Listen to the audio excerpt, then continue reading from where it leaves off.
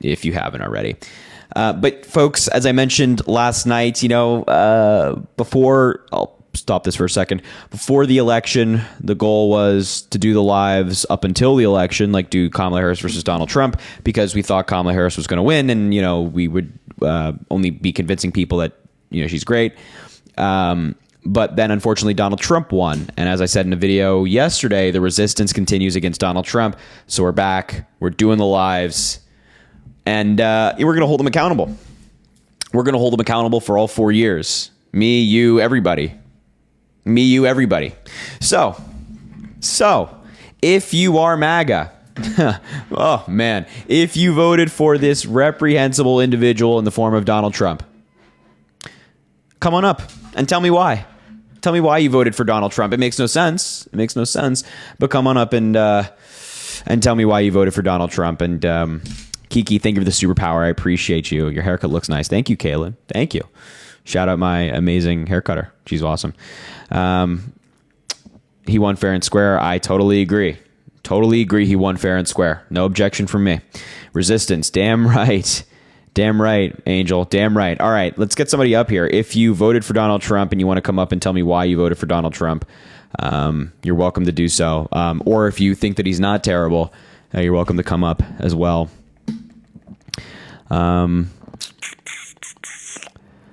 Let's see. Elon won Trump the election. I mean, yeah, that definitely played a role, no doubt, that, Elon Musk helped Trump significantly with a bunch of cash and stuff. Oh, your Wi-Fi is already bad. This should be good. What's up, buddy? Your Wi-Fi is not good. You have the red bar of death. Can you hear me, though? Yeah, I can hear you. All right. So there's a few reasons. I mean, I voted for Donald Trump. Immigration's one. I just feel like Democrats have ignored the immigration crisis for way too long. And yes, I get it. They tried to pass a bill. But why wait 3 years after you've been into office to do something about it? And I get it. You can say what you want to say. The Dems act like it was all Republicans' fault that bill didn't go through. But, I mean, it really wasn't. I mean, there were things that the Republicans didn't like about it. The fact that, it was capped. You had to have so many people coming through in order for half those things to even go in effect. I just think that you guys have ignored the way that we feel about a lot of key issues. If we disagree with the Democrats, we're considered racist. We're considered, misogynistic. We're considered, you guys ran too much on the fact that we're voting for a 34-time convicted felon, an essay, your whole laundry list of things that you guys love to spill off. And what you guys don't understand is we didn't vote for him because he's a 34-time convicted felon. We didn't vote for him because he's an essay. You know what I'm saying? Like, we voted for him because we felt like he had our best interest at heart. And but just answer me the question. Just answer me this question. You're bringing up immigration now. If Donald Trump had your best interests in heart, why would he have not encouraged the passing of that immigration bill, which was negotiated by Democrats and Republicans? And even if he disagreed with parts of that bill, why didn't he advocate for more negotiation on it to say, hey, I'm not there yet. Why don't we go back to the drawing board, because clearly there's a problem we need to address? Right. I think there's a lot to it. For one, I think it wasn't perfect. And two, I think that they didn't want the Democrats looking like they cared about the border, or acting like they didn't. Okay, pause right there. I understand, pause right and that's not a good reason. That's not a good reason. Pause right there. Pause right there. Just listen to yourself, right? Trump, do you agree that the border is a national security issue? I don't think it is, but I don't think it's as bad right now as it was. Well, of 100%, because Biden made reforms. Like, Biden did something about it that Republicans refused to do. So if you acknowledge that the border and the immigration system is, via your words, a national security issue, you then voted for somebody who rejected any reforms, anything, to solve the national security issue. And you yourself acknowledge that the Republicans didn't want it to look like the Democrats got a win on this issue, when in reality it would be a win for the people. So how can you, just like, I'm genuinely trying to understand, how can you in the same breath say that Donald Trump cares about issues you care about, while simultaneously acknowledging that he and his party sabotaged a reform to a national security issue. Well, I said that was part of the reason. Well, I didn't say even that. if it's an ounce of the reason. Their sole reason for saying no to that bill was not because Donald Trump said so.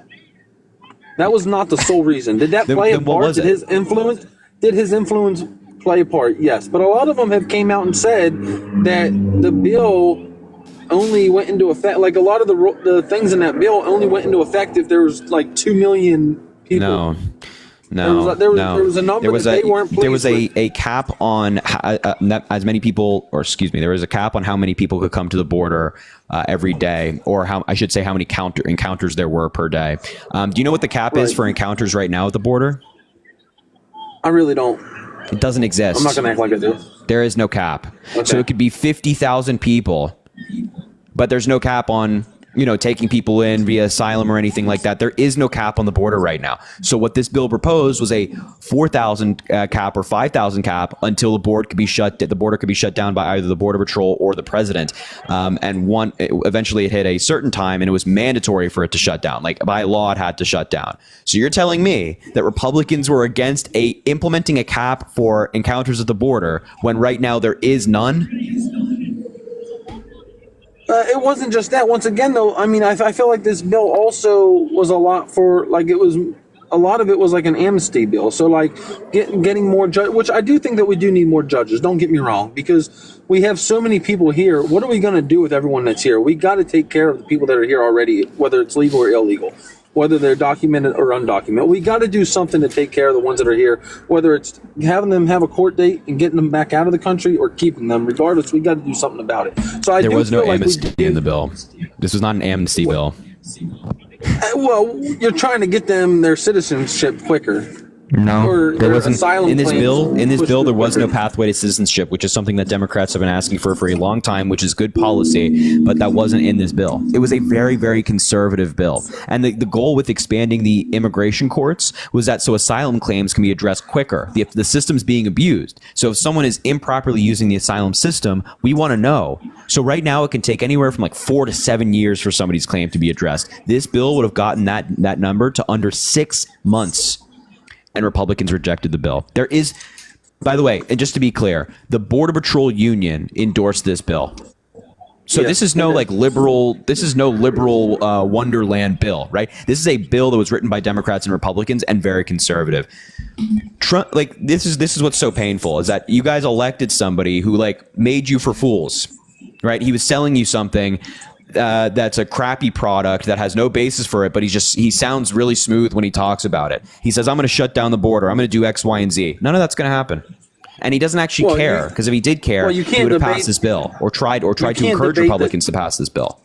Right, but you can't debate the numbers under Trump were much lower than under Biden. And I understand why? You're going to go back to, I understand you're going to say it's because of the crisis, which I don't believe. I believe that they used the global pandemic as an excuse to plead for asylum to get into the country. Yeah, no. That's exactly what happened. The people in other countries were affected by the pandemic, and they came to the United States seeking opportunity, and they used asylum to do it. That's exactly what happened. That's why Biden and Harris and Kamala Harris and Tim Walz in a possible first term were advocating for reforming the asylum laws so that wouldn't happen. But you guys rejected that. And just to be clear, Donald Trump doesn't talk about asylum. When you hear Trump talk about immigration, he just says mass deportation, build the wall. He doesn't actually talk about any reforms that get to the root of the issue. He just gives you these big, flashy policy proposals that seem oh so nice in a Republican view, not in my view, but it seemed oh so nice, and you bought into it. But there's nothing tangible there. There's nothing that actually changes anything. So do you agree or disagree that the Democrats waited too long to try to get a bill passed? I disagree, because Biden introduced an immigration bill on day one of his presidency called the U.S. Citizenships Act of 2021. That was an amnesty bill. That was not a border bill. So it included. I don't even call it an amnesty bill. What do you mean when you call it an amnesty bill? What do you mean by that? By just trying to create a pathway to citizenship for everybody that's here. So the bill was not just creating a pathway to citizenship, right? So it certainly included a pathway to citizenship, which is good policy, and I will talk about how that's good policy if you'd like. But it also included reforms to the border. It included reforms for asylum. It included investing more in border patrol and investing more on the border and things like that. It included reforming our immigration system, which has been, I think everybody can agree, broken for quite some time now.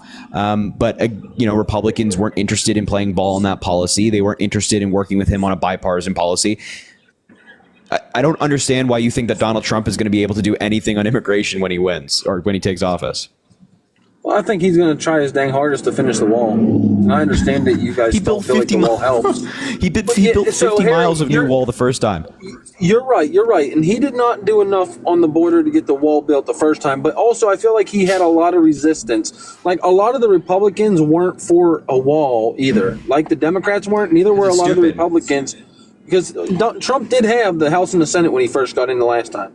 Yeah. So he had that, but I feel like a lot of the Republicans at that time weren't on the Trump train like they are now. Like, I feel like a lot more Republicans, because they see the way that Trump built a base, they're trying to take after Trump, and they're just starting to agree with Trump, whether they truly believe it or not, or whether they agree with what Trump says. I feel like a lot of them are just trying to hop on that train because they see how it worked for Trump and they think, hey, it's going to work for me too.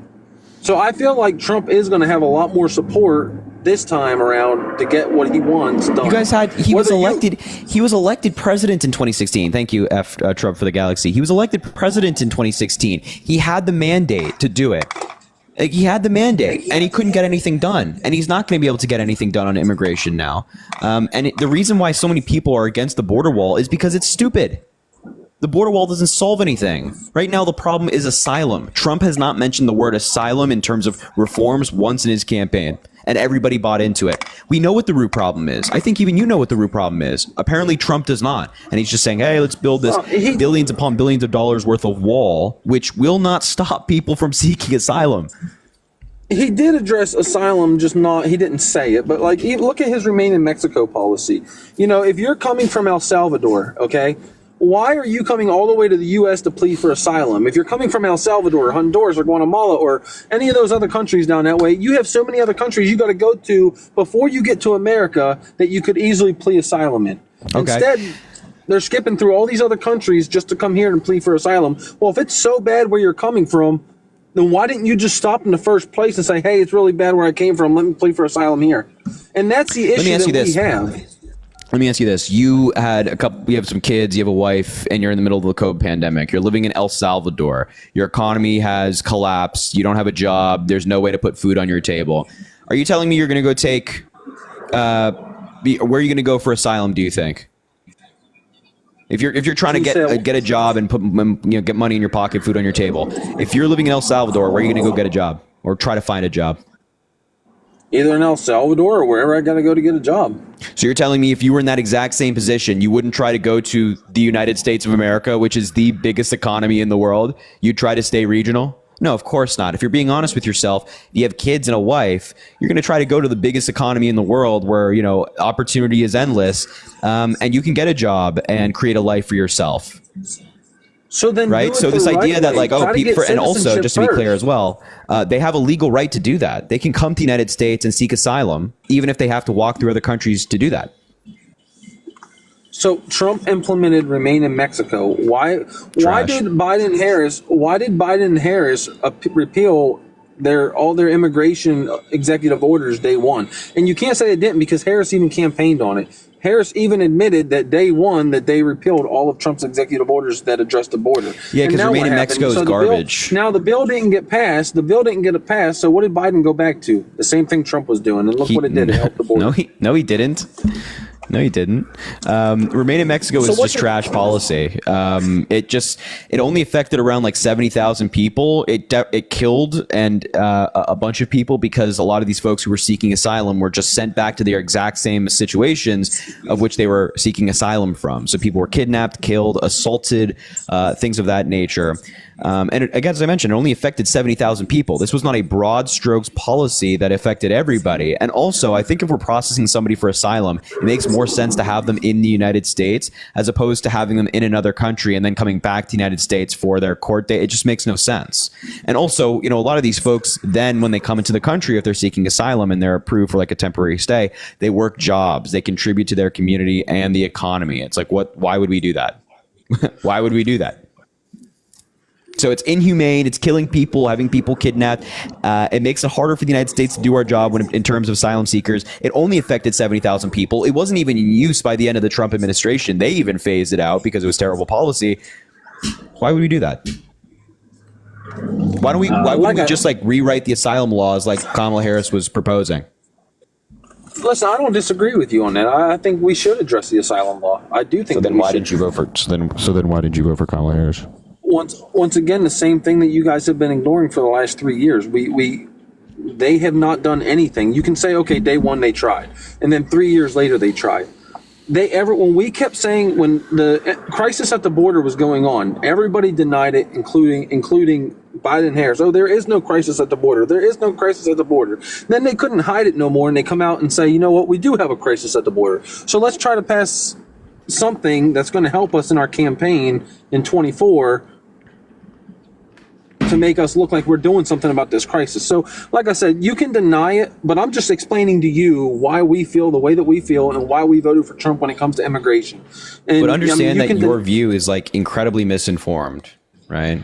It's just like it's assuming that Biden and Harris didn't care about the border or immigration. They passed a number of executive orders over the years talking about this, and you cannot possibly claim that they don't. If they introduce a bill on day one, Republicans refuse to work with them. And then during that time, they're passing executive orders. And then in 2023, they're trying to get a bipartisan bill passed. And then Republicans say no. And then instead of doing that, a bipartisan bill, they turn to executive orders again because Republicans won't work with them. And in the meantime, Donald Trump is telling his buddies in Congress to not vote for it. You have Republican Representative Troy Nehls saying that, thank you for the galaxy, Republican Representative Troy Nehls saying that he won't work with Biden because it'll improve his poll numbers and things of that nature. You cannot possibly blame Biden and Harris for a lack of reforms. You have to blame Trump. I'm sorry. I know that hurts. All we can say is under Trump, the numbers were much better at the border than what they were under Biden. See, you're going to go back. You're going to go back. You're going to go back to saying it was because of the pandemic. Yes, of course it was. If they didn't feel like it was that easy to get into our country, they wouldn't come. Okay, what law regarding asylum changed from Trump to Biden? Since day one of Biden and Harris's administration, the border was flooded. Since day one. It was going up. Wait, just to be clear, the numbers were going up before Biden even took office. Well, the numbers started going up more once he won the election. Yeah. Well, no, it has nothing to do with him winning the election. But before Biden took office, let's just say this is where Biden took office. Numbers were like this. And then Biden inherited numbers going up. And you're like, well, why were the numbers going up? Well, Biden inherited numbers going up. Even Donald Trump's immigration chart that he loves to shows numbers going up under him. So you don't think that, Harris campaigned in 2016 when she ran with Biden, when she was running against Biden, she campaigned on wanting to 2020. I'm sorry, you're right, but she ran on wanting to decriminalize border crossings, people coming into the country illegally. Yeah. Do you think that had any effect on her running for president this time? How do you expect us to believe that? Because, if that was part of her campaign the first time was, hey, we're going to decriminalize people coming across the border illegally, what makes you think that we believe she had a change of heart and that she doesn't want to do that no more? Especially when we see the numbers through the roof under her and Biden. Yeah, so I think it's perfectly fine for people to shift views.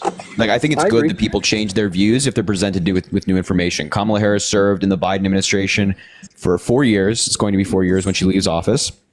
And I think that her views just changed during that time. And I think that's perfectly fine. I think we want our leaders to be able to adapt to an evolving situation and certainly be able to adapt when they're presented with new information. I think Kamala Harris has that ability. I don't think Donald Trump does, though, which is representative of someone who's more stubborn than open. And I think stubbornness is not good in leaders.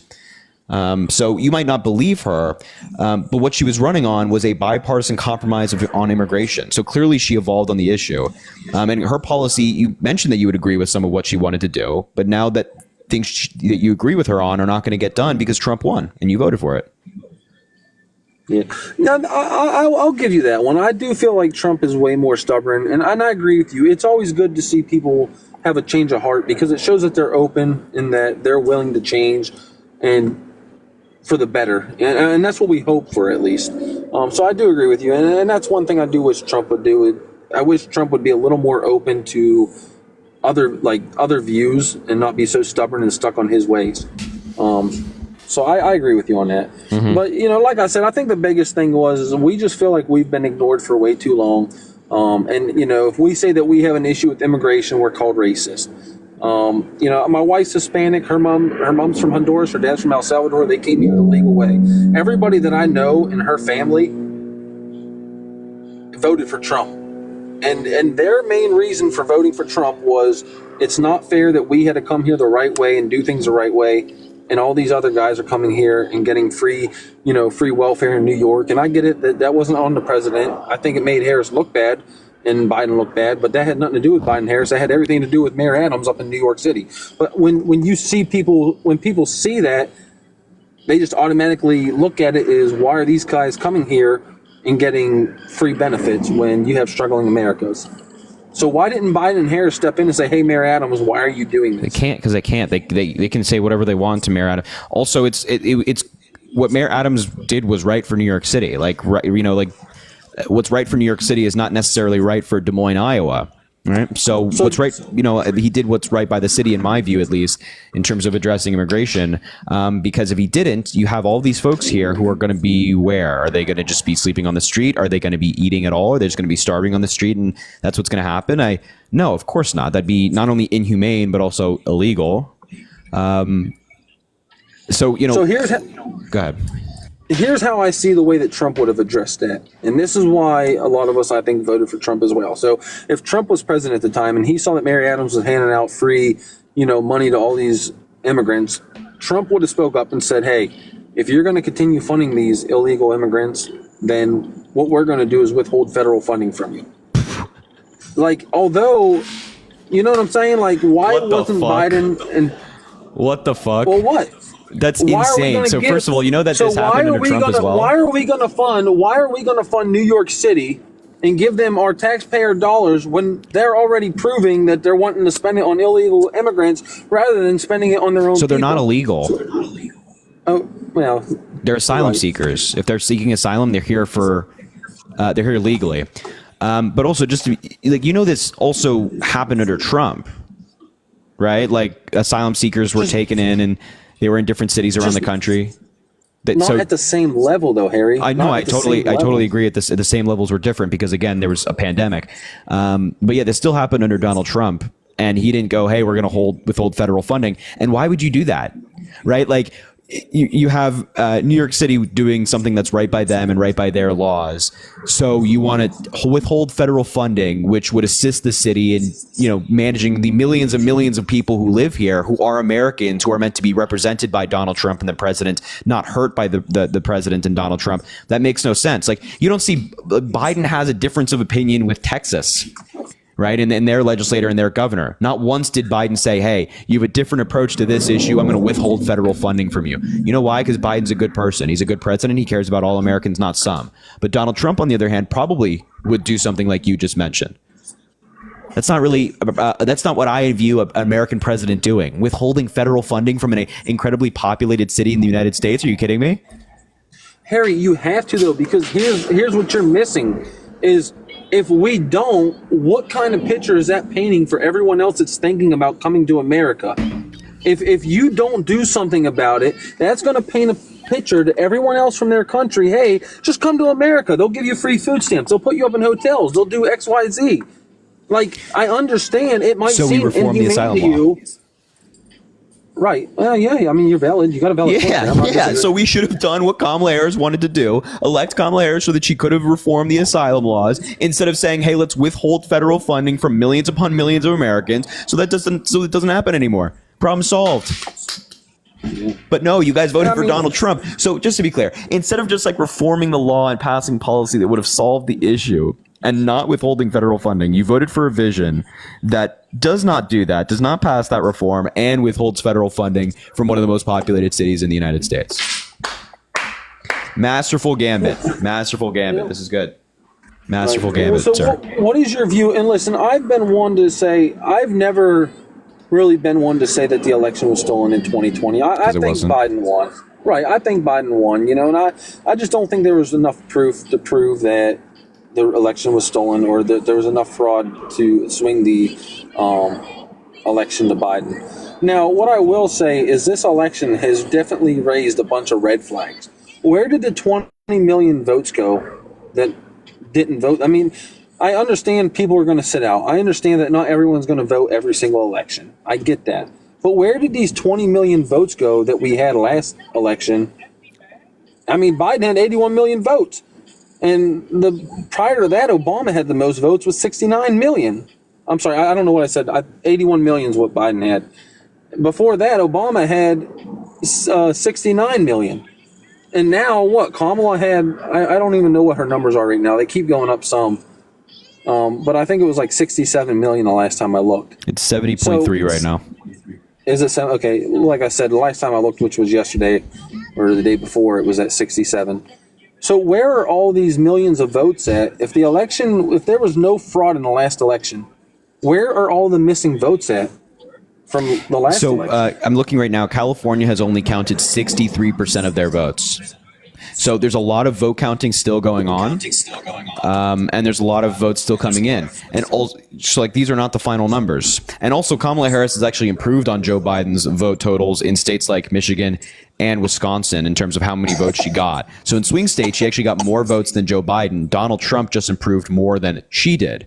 And 2020 was a high participation rate election, so we don't know what the final number is, but swings like this are not completely abnormal in the United States in terms of like, oh, this was a high participation election, this wasn't. It's like that makes the same argument with like the midterms, right? There are more Americans that vote in the presidential elections than the midterms. Is that difference in those elections mean that there's fraud or something nefarious going on? No.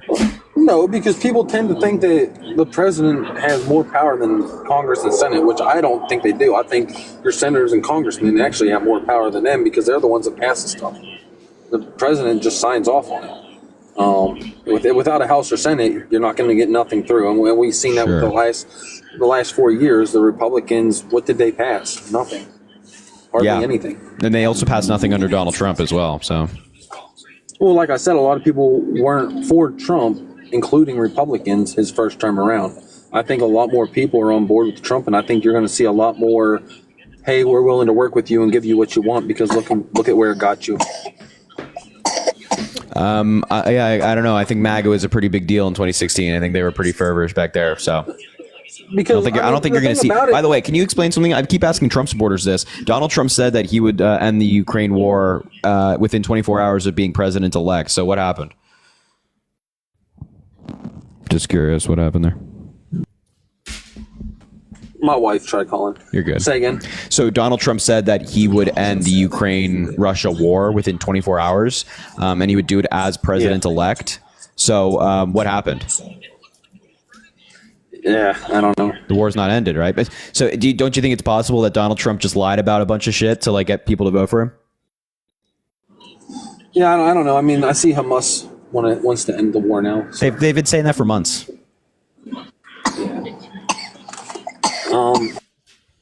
Yeah.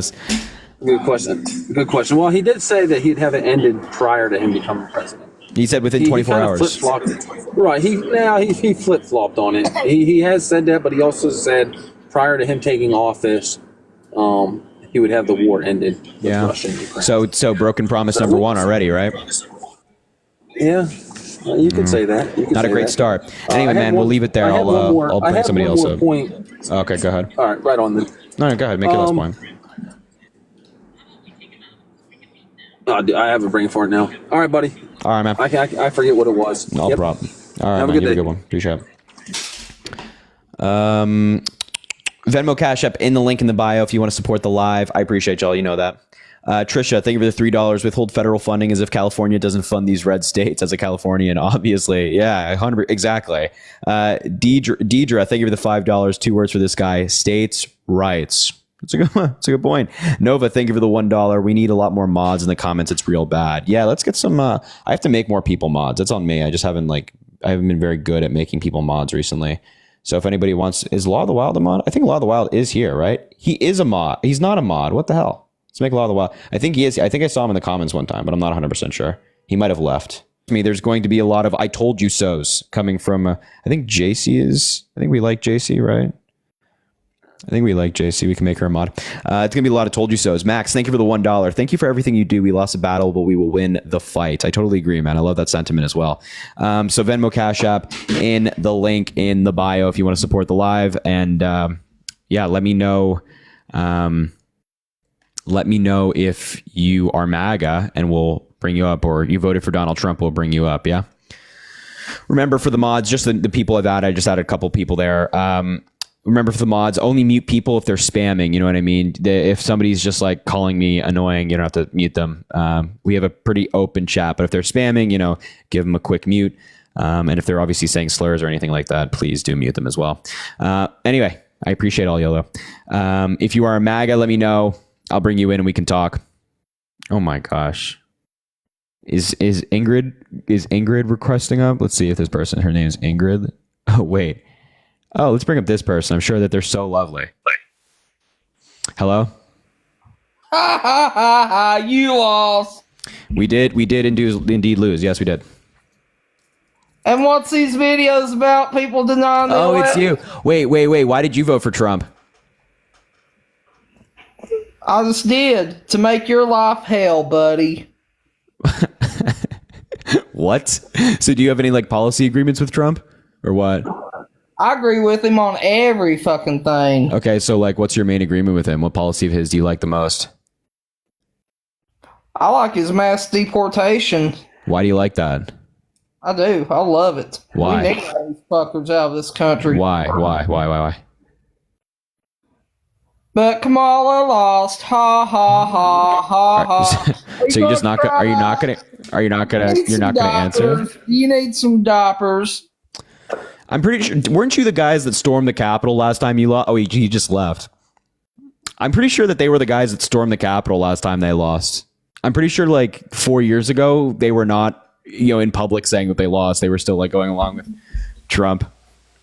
But I don't know. That guy is the maturity of a 5-year-old. What a life, somebody says in the comments. Yeah, seriously. What a life it is. What a life. Hello? Hello. It's been a while since we've debated, Harry. How's it going? It's going okay. Okay, so one thing I want to highlight is spending the finances. So Kamala Harris spent probably 3-1 in Trump. So the message got out. If you look at the finance, she spent $1.8 billion on her election and finance and things like that. Okay. So the message got out for the Democrats, versus 1/3 of what Trump. So the message was wrong, it's not resonating with the American people. So, this, you, Parker, Dean, and all those communications. You didn't even deliver the youth vote to Harris. No, Gen Z still voted for Kamala Harris. No, they voted for Trump. No, they didn't. No, they voted for Trump. No, they did not. Trump. The Amish voted for Trump. All these populations. You're just making up stuff now because. But I think somebody actually made a good point in the comments that it actually 70 million people voted for Kamala Harris and counting. So clearly it resonated with some people. Trump got 74 million votes and counting right now. So are we really saying that your message just was so much more persuasive than ours? Well, it was a red wave if you look at the down ballot too, because it's not just Harris losing. It's Harris losing the White House. It's the Republicans gaining the House potentially. They already had the House. They already have the Supreme Court. So Supreme Court it's not voted on, so I don't know why that's relevant. Of Harris, it doesn't resonate with the mainstream. But again, 70 million people voted for Kamala Harris. Trump right now has 74.2 million votes. Kamala Harris has 70.3. It's less than 4 million votes dividing them. So clearly the message resonated with some people, a lot of people. And it's clearly a competitive election, and they lost. And they lost the down ballot, too. Yeah, don't get me wrong. There was a rightward swing in the country. But to say that, like, oh, the message completely failed, like nobody likes the message, nobody agrees, it's just not true. It just does not. It's not in line with any facts. And you're totally misrepresenting, Gen Z voting for Trump. Gen Z did not vote for Trump. Women still voted for Kamala Harris. Black Americans still voted for Kamala Harris. Latino Americans, a majority of them still voted for Kamala Harris. It's like, I'm sorry, my man. I don't know what you're talking about here. It just doesn't seem very factually based. Let's take the border as an example. The border wasn't really like about the border. It's about Trump being a genius to highlight that the Democrats. Oh man. Yes, Trump the genius who said this hurricane's going to be the worst from the standpoint of water. That's a real genius. They'll just call Republicans racist, and they don't want to, we're the rule of law and things like that, and we'll just let people flow in. Well, you don't care about the rule of law. I mean, get real. We'll let cartels.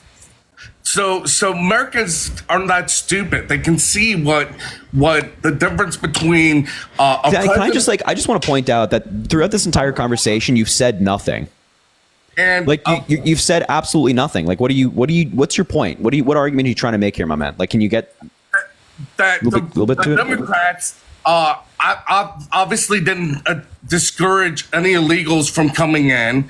And the only action that they did was for the purpose of the election and not for the purpose of border security. Okay, and so why did Kamala Harris and Joe Biden introduce an immigration bill on day one of their administration? And you'll never win the vote if you're ever gonna. All right. I heard you. You don't have to keep going. I promise. So if they didn't care about this at all, then why did they introduce an immigration bill on day one?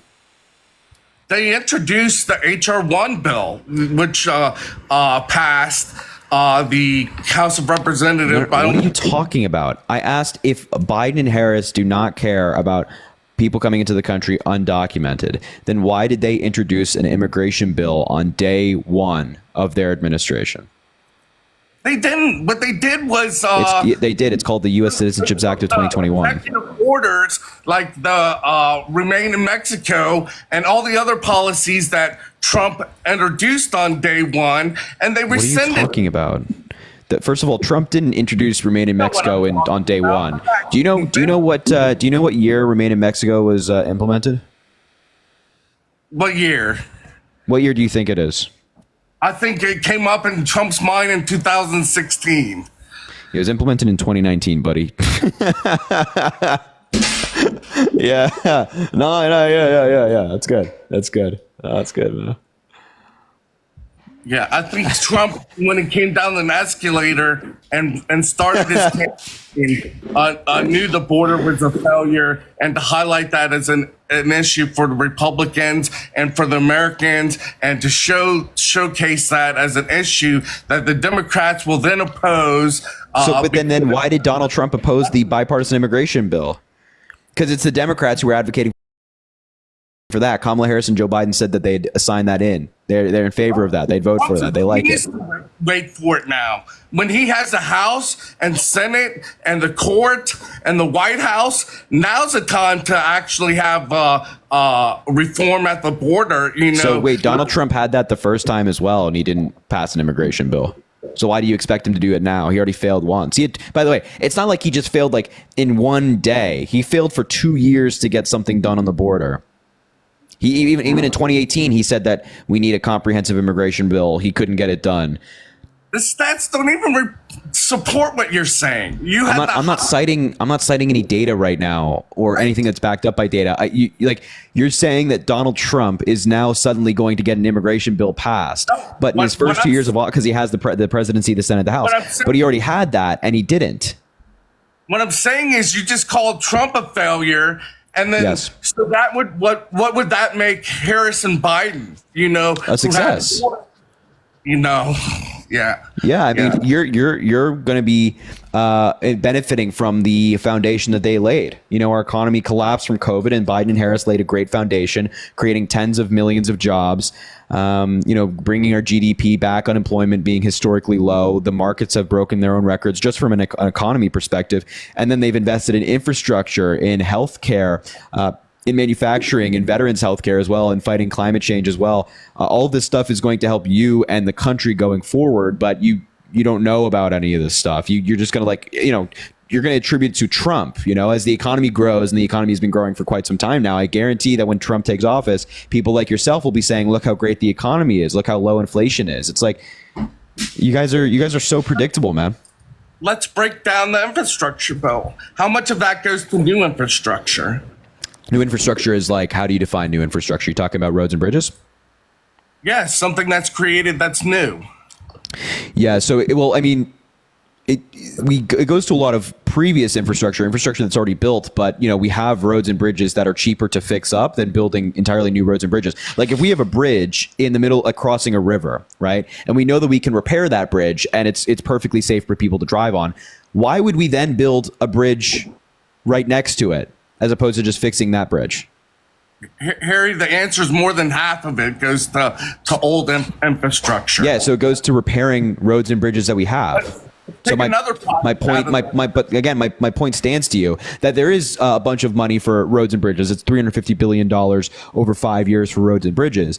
But a lot of it's fixing up infrastructure. We don't have to build a brand new bridge right next to an already existing bridge. That makes no sense. Why would we do that? Let's make another project out of there. That's Wi-Fi to rural-like areas and things like that. Yep. That sounds like a lot by Starlink and what's already being done by Elon Musk, and that the civilian agencies and companies can do a better, more efficient job than taking taxpayer dollars and creating infrastructures that's already being developed by. So just to be clear, you're against what Biden and Harris was doing with the infrastructure bill and expanding broadband access. You're against that? I'm just saying you can look at the bill and it's not as exciting as it. Really? Do you not think that removing every single lead pipe in America is exciting? I think that's pretty exciting. Not really, No? Oh, okay. So people having clean drinking water all over the country is not exciting to you. Really? That's the position you want to take? Oh yeah, okay. All right. Sue yourself, buddy. Sue yourself. That's good. That's good. Pete Buttigieg. My house is my reverse osmosis system. I don't care about your reverse osmosis system. I don't care about your Trump body pillow either. But Pete Buttigieg made a really good point about this recently, talking about the removal of lead pipes, and there's a strong correlation between someone's exposure to things like lead and their committing of crime later in life. Fun fact. If you're more exposed to these things, it hurts your development, it hurts your brain as your brain grows. And so as you grow older, if you've been exposed to more lead, you commit more crime. So having clean drinking water does not only improve people's health, but it also combats crime in some ways. But, you apparently you don't want that. Apparently it's not that exciting to you. But, Trump assaulting women is very exciting, I guess. It's cool. Good. That's good. Trump we have a really stellar country right now. This is great. And bills and things like that. Did you tout that? What was that? Trump had clean ocean bills and things like that and passed mass legislation. But behind that, have you touted? What bill are you citing? Yeah, clean ocean bills. Go Google that. Yeah, what's the name of the bill? Just try Trump and clean ocean bills. So that doesn't really answer my question. What's the name of the bill, man? It has something to do with clean ocean bills. Yeah, I don't know what that I don't know what that means, big dog. Not really helping me out there in terms of what we can look for. Yeah, Trump has clean ocean bills. What the fuck does that mean? would look at both sides of the issue, except for, just one side of the issue, and how, like, what other presidents have done for clean water, and are they following like a clean water strategy? Wait. You're citing these very ambiguous clean water bills under Donald Trump that relate to the ocean. But then when I talk to you about how Biden removed every single lead pipe so people have clean drinking water, you're against that. Why am I against that? I just asked if it's exciting for you. You said no, not really. Okay, what did Joe Biden do for like CPAP machines and the foam that cause cancers and things like that? I don't think Joe Biden. I think Biden is president of the United States. He doesn't directly, affect CPAP machines and the foams that cause cancer. It's not quite on the top of his list as president of the goddamn United States. Oh yeah, because you think that instantly, the talking point is like January 6th and how they can bring the National Guard instantly and mobilize. What are you saying? You're saying a bunch of nothing. You just talked about insulin, and now you're talking about the National Guard on January 6th. What are you doing? What's going on here? Do you have a point to make or not? And how did you go from clean water to CPAP machines? What's going on in the brain in there? Are you playing tennis? Are you playing tennis? You're just hitting the ball back and forth. You go. Do we not have an FDA like association and health? FDA association? What the fuck are you talking about? What? What are you concerned about? You just said the FDA association. I don't know what the FDA association is. That's all you're concerned about. What was that? All you're concerned about is narratives that bring votes, to like disparage like the president of the United States. You work for Trump now, you're part of the Trump administration. Thank you for bringing the youth vote to Trump by your stupid. The youth vote still voted for Kamala. This dude's like crashing out on live right now. Like this is what's so funny about a lot of these Trump supporters is that they're just like very fundamentally angry people. Kamala Harris just lost. He's very angry. Felon that was civilly liable to SA. So you have Trump. Why are you bragging about this? Do you not hear yourself right now? You're like, oh my God, Trump, the convicted felon, the civilly liable sexual assaulter won. That's your Democratic Party. Can you take a breather? Can you stop screaming your face off right now? Like you're so embarrassing, dude. Party right now. It's so embarrassing. Can you relax so we can have like a conversation? Are you gonna keep screaming? And then you have Kamala Harris. If you ran a piece of shit. God, I hope no wonder your wife left you. No wonder your wife left you and took the kids. No wonder your wife left you and took the kids. She's at the motel, buddy. She doesn't want to be there anymore because you're on the phone screaming about. That's what you sound like right now, bro. He's crashing out. He's crashing out. He doesn't know he's muted. He's actually like legitimately crashing out right now. Yeah, you're the one who's. No, I'm not. I don't want to hear you anymore. I'll just stay muted for like 30 seconds, please. Okay. Thank you, Tony. Thank you, buddy. Appreciate it.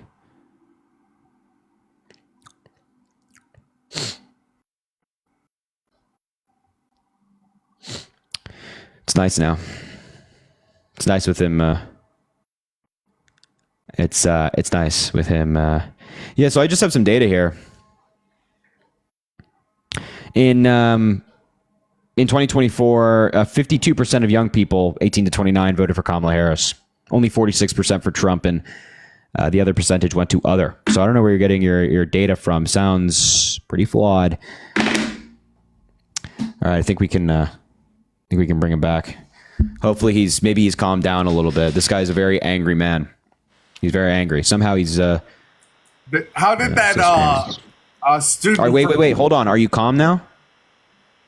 How did that student? Wait. Are you all right now? Have you taken your breather? Are you okay? Have you calmed down a little bit? I mean, I'll take some fries from Kamala Harris. Wait. Just relax. Are you okay now? Are you relaxed? No. Fries and a Coke with Are you relaxed? Are you relaxed? Are you okay? Or do I have to mute you again? Are you okay? How did that student? Are you okay? Do you want me to just remove you from the live? I can do that. It doesn't seem like you've recovered yet. Are you ready to talk? Yes, I am. I'm asking you, are you okay? Did you take your breather? Did you do your breathing exercises? Are you feeling better? Oh, I'm ecstatic. I'm glad we won. And Good. and had I'm a glad. red- But you've relaxed a little bit. I mean, that red wave is just But so. hey, whoa! Have you relaxed a little bit? That map. Hey, whoa, wait, buddy. I'm not gonna ask. I'm not gonna keep doing this. I'm gonna ask you one more time. Are you relaxed a little bit? Are you feeling a little bit better? I just want to make one last point. Oh, you do? Oh, go for it. Yeah, no. You're good, bro. Get the hell out of here. Yo, Tanner, thank you for the $3. Harry the man. Can I come up and tell you a pretty crazy statistic about my county and how they voted? Yeah, man, we can definitely. Yeah, Tanner, we can definitely get you up here for sure. Alexis, thank you for the $5. I'd love to mod. I've modded for many TikTokers. Alexis, let me know. Make your @ known. If maybe one of the mods could pin her. My moderator skills haven't been great lately. Also, last home football game is 1 week away today from UCLA. Oh, Rebecca, it's okay. Like, there's no worry. I know it's very overwhelming. So I just appreciate you being here, and of course, I appreciate your support. Thanks for the $10. Caroline, thank you for the $3. Thanks for everything. I absolutely love seeing you debate and using your videos to communicate more effectively to people I try talking to about our side. Keep doing what you're doing. I appreciate you, and you keep doing what you're doing as well, Caroline. Chloe, thank you for the $10. Watching you dismantle these fools is so cathartic. Yeah, Mooney, thank you for the $1 on Cash App. I appreciate you. I appreciate that, Chloe, and then Mooney. And Sommer, thank you for the $5. Literally all I want for my birthday is for you to debate my MAGA dad. Please, Sommer, I will do that. Get him up here in the live. Make sure to drop a follow if you haven't already. We do these lives all the time. Double tap the screen. Let's try to get to 300,000 likes. Also, spam those shares down there. And of course, Venmo, Cash App in the link in the bio. So if you are MAGA, oh, here's a link. Can I... For some reason, I can't. So, Sandy, when you pin her name, I can't click on it, which is weird, but... Oh, there's Alexis. Let's see. Why can't I click her name? Yeah. Maybe, Sandy, could you pin one of Alexis's comments by any chance? Wait. Never mind. I got it. Wait, hold on. One sec. Sorry. Anyway, if you're MAGA, let me know in the chat. I'll bring you up. This guy's spamming Kamala, you're fired. So maybe sounds like a strange person. Venmo, Cash App in the link in the bio if you want to support the live.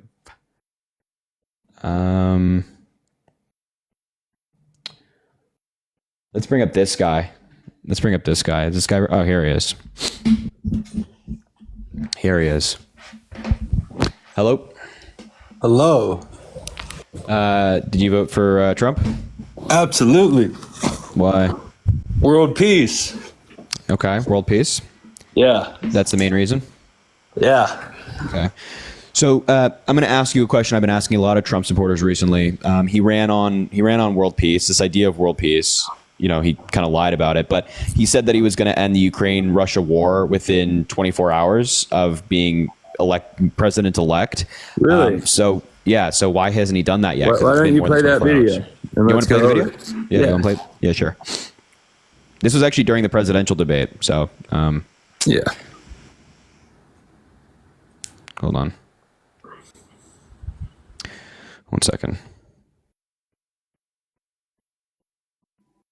It's from PBS. I heard the video. He definitely didn't say that, but we're going to watch it together. Maybe one of the reasons they don't like me as much as they like weak people, but you take a look at what's happening. With that being said, I want to get the war settled. I know Zelensky very well, and I know Putin very well. I have a good relationship, and they respect your president, okay? They respect me. They don't respect Biden. How would you respect him? Why? For what reason? He hasn't even made a phone call in 2 years to Putin, hasn't spoken to anybody. They don't even try and get it. That is a war that's dying to be settled. I will get it settled before I even become president. If I win, when I'm president-elect, and what I'll do is I'll speak to one, I'll speak to the other. Okay. Did you you heard that, right? He said, I will settle it before president. Yeah. Is he president? Yeah, so did you just hear him? He said He never said one thing about 24 hours, Harry. Really? Watch this. Can't believe you haven't heard this either. This is going to be super embarrassing for you. I mean, I sure hope. I mean, because right now it's pretty embarrassing for you. But you've never proved your point. Oh, Hi, Harry. Hello. Here's an AP article. Trump says he can end the Russia-Ukraine war in one day. Russia's UN ambassador says he can't. Donald Trump has repeatedly said he could settle the war between Russia and Ukraine in one day if he's elected president again. Harry, you're smart. At a CNN town hall in May of 2023, Trump said, "They're dying, Russians and Ukrainians. I want them to stop dying, and I'll have that done. I'll have that done in 24 hours."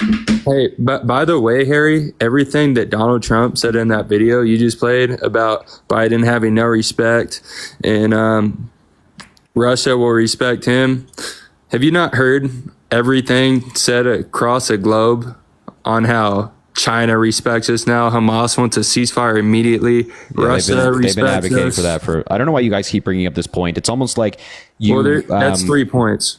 No, I know. But specifically with the Middle East, like I don't know why you guys keep bringing this up. It just shows your ignorance because this is something that Hamas has been saying for like a really long time now that they want a ceasefire. So like this is not new. I also didn't even know if they put out an official proposal for this, but this is not new. You guys just don't follow the news. You just don't read about it. But hey, I'm just please. Trump said that he would be able to solve the war as president-elect, and he also said that he would end it within 24 hours. So is it the first broken promise? So are we going to talk about this? We're going to talk about this first. Yes. So yes, he said that he'll solve it during president-elect. He's still president-elect. He said he could solve it within a day. Mm-hmm. I don't know if he's started it yet, but yeah, I don't know when that clock starts. Is a day? Well, he said as president-elect, so you'd expect immediately, right? Because he says I'm automatically serving the American people. So it's been 24 hours. He said he was going to solve the war as president-elect within 24 hours. He lied, and people like you bought into it, Harry. People like you bought into it. You bought into this idea that somehow he could do that. Yeah, I did. People like me were telling you that it's fiction. And it's real because really okay. So then why is the war still going on? Well, if you let me finish, he said he's finished. He solved the war while he's president-elect, and he's still president-elect. He said, and he also said he's going to solve it in 24 hours. He said he could solve it in a day. Yeah, right. No. He said I'm going to solve it in 24 hours. He could solve it. Oh, so does he just get to does he get to pick the day that it gets solved? I mean, it's going to get solved in a day. So then just out of curiosity, Donald Trump has the ability to solve it right now as president-elect. In your view, he can solve it in 24 hours, but he hasn't done that yet. Are you really arguing this point right now? Yeah. You said world peace. You're much smarter than this. You said world peace. Yeah. The first thing you said when you came up here was world peace. And I'm pointing out to you that Donald Trump already broke a promise. No, he lied to folks like yourself. He lied to your face. Explain how he broke the promise, buddy. No problem. Because he said he's going to solve it in 24 hours as president. He said he was going to solve it before he becomes president. Yeah. He said I'm going to solve it as president-elect. He can solve it in a day. Yeah, he said he could solve it in a day. So why isn't he doing it yet? If he could solve it in a day, I don't know what day it's going to be. Why didn't he do it yet? It's going to be a day before he's inaugurated as president. Wait. Listen to what I'm saying and actually think about what I'm saying. Okay, just pause for a second. If Donald Trump has the ability to solve the war in a day, he said it's easy to solve. If he has that ability and he has the ability to do it as president-elect, in his view, he can do it in 24 hours. Why has he not done it yet? Why is he waiting? All right, let's slow down. He won't be able to do that yet. Let's calm down. No, please answer the question. Go ahead. I'm just gonna say it in a calm tone of voice. Please do it. Okay. He said he would solve this issue as president-elect. He would solve it in a day. I don't know what day it is going to be, but it's definitely going to be a day before he's inaugurated as president. And this is your whole point. Your whole argument is based on, he hasn't solved it yet. He hasn't solved it yet. He said he would. Kamala hasn't fucking ever solved shit. It's Kamala. But again, you're completely dodging the question. Why hasn't he done it yet? No, it's a stupid fucking question. No, because you obviously you recognize now that Donald Trump lied about it. You obviously recognize this now, and if you don't recognize it, then you're lying and twisting it. It's what am I twisting?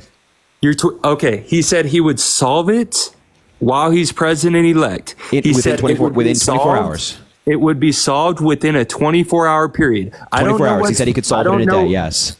Okay. So then why hasn't he done it yet? As a smart, intelligent human being, as you are, isn't it contradicting to say I will solve it as president-elect, and then he says, "Oh, I'll solve it on the first day"? He never said I'll solve it on the first day. He said he's going to solve it within 24 hours. Within a 24-hour He said, if you elect me period. president, I'll solve it in 24 hours. Within a 24-hour period. So wait, are you just saying? While Are you he's saying? Are you president-elect. just saying that the war, like he's going to pick a random 24-hour period to solve the war? I hope the 4.2 thousand followers see how manipulative you are. No, please tell me how this is how much you manipulative. put for He it. said he's going to solve it in 24 hours. So is the claim now that he's just going to pick a random 24 hours one day to try to solve it? No, the claim is it will be So solved. then why hasn't he within done it yet? All right. The claim is that it will be. Oh my God, bro. If I can jump in, You I know, Yeah, do. go ahead, Jen. All right. Please, Maddie. Going to first, I want to say I live in a home that's divided politically, so I think I can be more calm on this matter. And I wanted to ask you a question, but first I want to say that he will not be able to do it to make any changes until he takes office. Well, then why did he will say be- he's going to solve it as president-elect? I don't know that he said. I thought that he. Well, I he could be said wrong, he You but want I definitely thought to said that- run the video again? He definitely said that. Oh, and, you played the video. See, I just jumped in, so I. Do you but I was want going to play the video for you? You can play the. Sure, that sounds Biden, good. how would you respect him? Why? For what reason? He hasn't even made a phone call in 2 years to Putin, hasn't spoken to anybody. They don't even try and get it. That is a war that's dying to be settled. I will get it settled before I even become president. If I win, when I'm president-elect, Okay. and what I'll do is I'll speak to one. So I did hear, and I'm not sure. I don't know if this is true or not, but I've heard that there are leaders coming forward saying that they'll end the war because Trump is going to be. you That's what I shake your heard. head no, but it's But factual. what I buddy. actually Really? wanted Who to came ask forward and said that they'll you. solve the war because of that? So I'm willing to be open-minded. So what you said, prove me wrong. Trump is terrible. So I wanted you to explain why you feel that way. Yeah, I'm just not over this point yet. I don't think I've received a. No. I Let's don't I not don't think go I've back. received a. I don't think I've received a response that's satisfactory here. I disagree I think with- both of you. I think both of you have to. If you want to be honest, right? If you want to be good faith in conversation, there's a You're difference not between very bad being faith and good honest. faith. If you want to be good faith in a conversation, I think you would both benefit from just acknowledging that Donald Trump was dishonest about this. And if How? your argument and this, can you please stop talking? And this guy down here specifically, your argument Not that really. it's going to take 24 hours. He has the ability to do it, but it's going to take 24 hours, and he's just like putting it off is utter nonsense. So can we Harry. at least all agree that Donald Trump was dishonest about this? Harry, he said he would solve it during president-elect within a 24-hour period. That's how long it would Okay, take. but then for I've you tried to twist to the con- words is not I've being tried to communicate honest, this to you my like friends. 5 different times. You're I've tried not to being communicate. honest. I've tried to So- communicate this. Wait. Everybody, be quiet. I've tried to communicate this to you like 5 different times. Play the video. You're The saying- video Matt, communicates it. Matt, you're saying that Donald Okay. Trump has the ability to solve the war in 24 hours, correct? Within a 24-hour period, it will be solved. So, but you're saying that he has the ability to solve it in a day. Like you He believe said that he Donald has Trump the can ability solve it in to a day, solve it correct? before he's president as president-elect. That's exactly what he said. Right, and you're So I saying don't that know what the Donald. fuck And you're saying. wait. Do you agree that Donald Trump said that he could solve it in a day? Yes. I never saw him say that. my God, it's the yes or video no. you played said he It's- would solve it as president. And I read you a quote. I read you a quote from Donald Trump directly in May of 2023. Show the video. So is they're- it possible he was like You making guys, a joke? this is why it's fucking impossible to talk to people like you. It's fucking No, impossible. you showed the 'Cause video acknowledgement- and you made a obvious- false the claim. obvious argument, the obvious acknowledgement here from all of us should be that Donald Trump was dishonest about this, right? How? He That said he'd solve it as president-elect. Yeah, what the and fuck? wait, just put 2 and 2 together for me. He said that he can solve it in a day. You never showed that.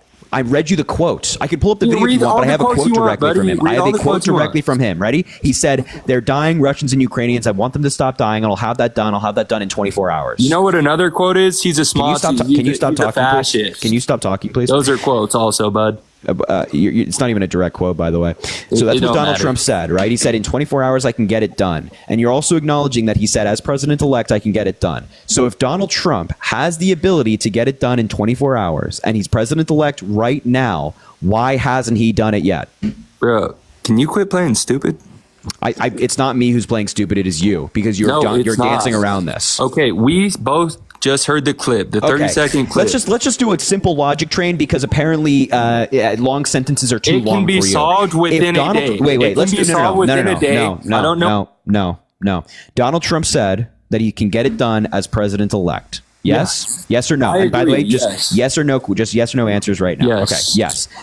Donald Trump also said, wait, it's fine, Killer, don't worry. Come back. You can unmute now. Okay. Donald Trump also said that he has the ability and he'll be able to get it done in 24 hours. Yes? Yes. Did you say that? Okay, It's yes. a quote. Yes, I don't read you know. a quote. Yes, we can acknowledge. Do you think the That's Associated what the Press just quote made it up? says.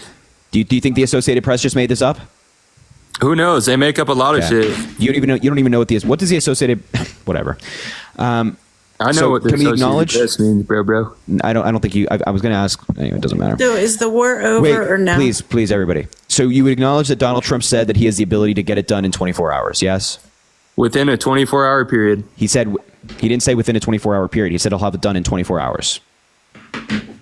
He I didn't don't say know what a day- I 24 don't know hour what period. He day said it's gonna 24 be, hours. but So you what- acknowledge that Donald Trump said he could get it done in 24 hours, correct? What I heard him say is he'll have it I'm done asking yes or as no questions right now because, again, president-elect. long sentences are too long for you.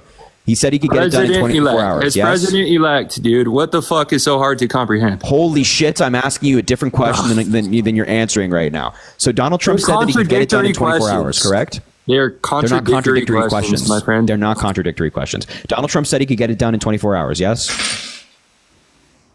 Within a 24-hour period, bro. He didn't say within a 24-hour period.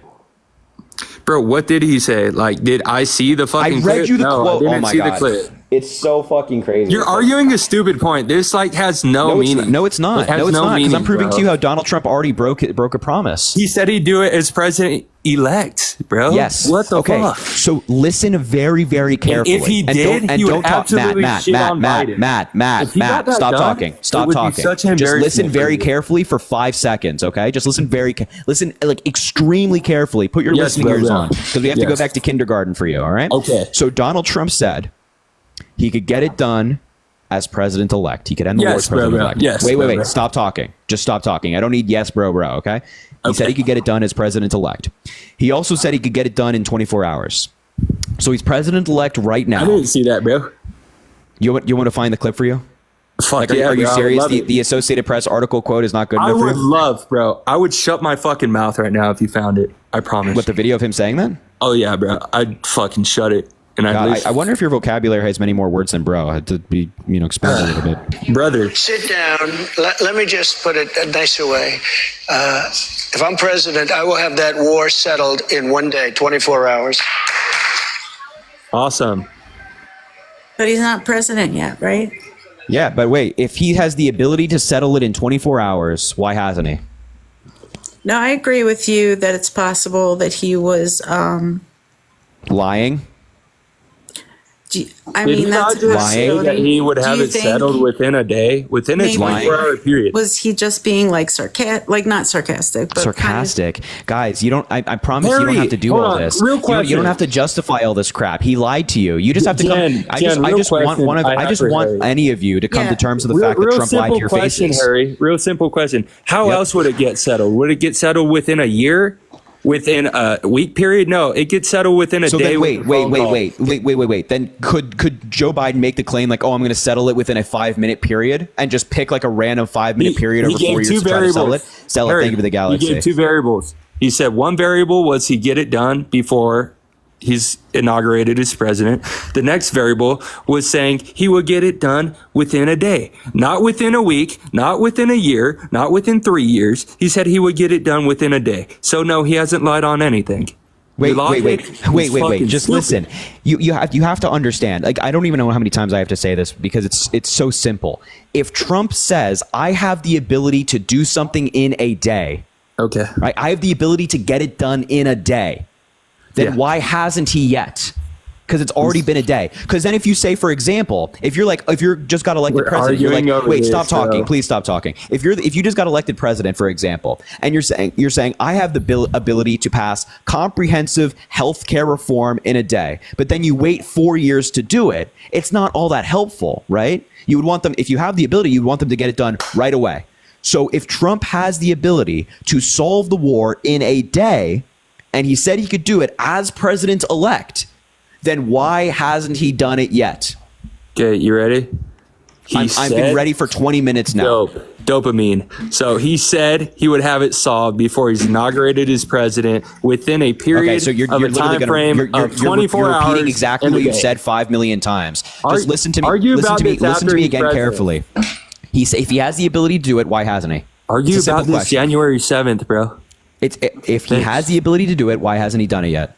Because he said he acknowledged that he said he could get it done as president-elect. That's all I gotta say. He did it as So in it's your stupid, opinion, stupid, what- stupid you guys are so like In your opinion, it's so what are painful the to like. ways that You're Trump- mad that he It's didn't so- get it it's so solved painful in to- a Can I day just when ask a Kamala question? can't solve it in Yeah. weeks. You can ask a question. Go I ahead. promise you I'm being respectful. I really am. I'm not trying to fight or No, it's fine. I get it. I'm not trying to convince you of anything. I'm just having a conversation. So what is your opinion on how he would like to solve the war? Like, do you have an opinion on that? Like, Yeah, or- no, I do. He's provided absolutely nothing.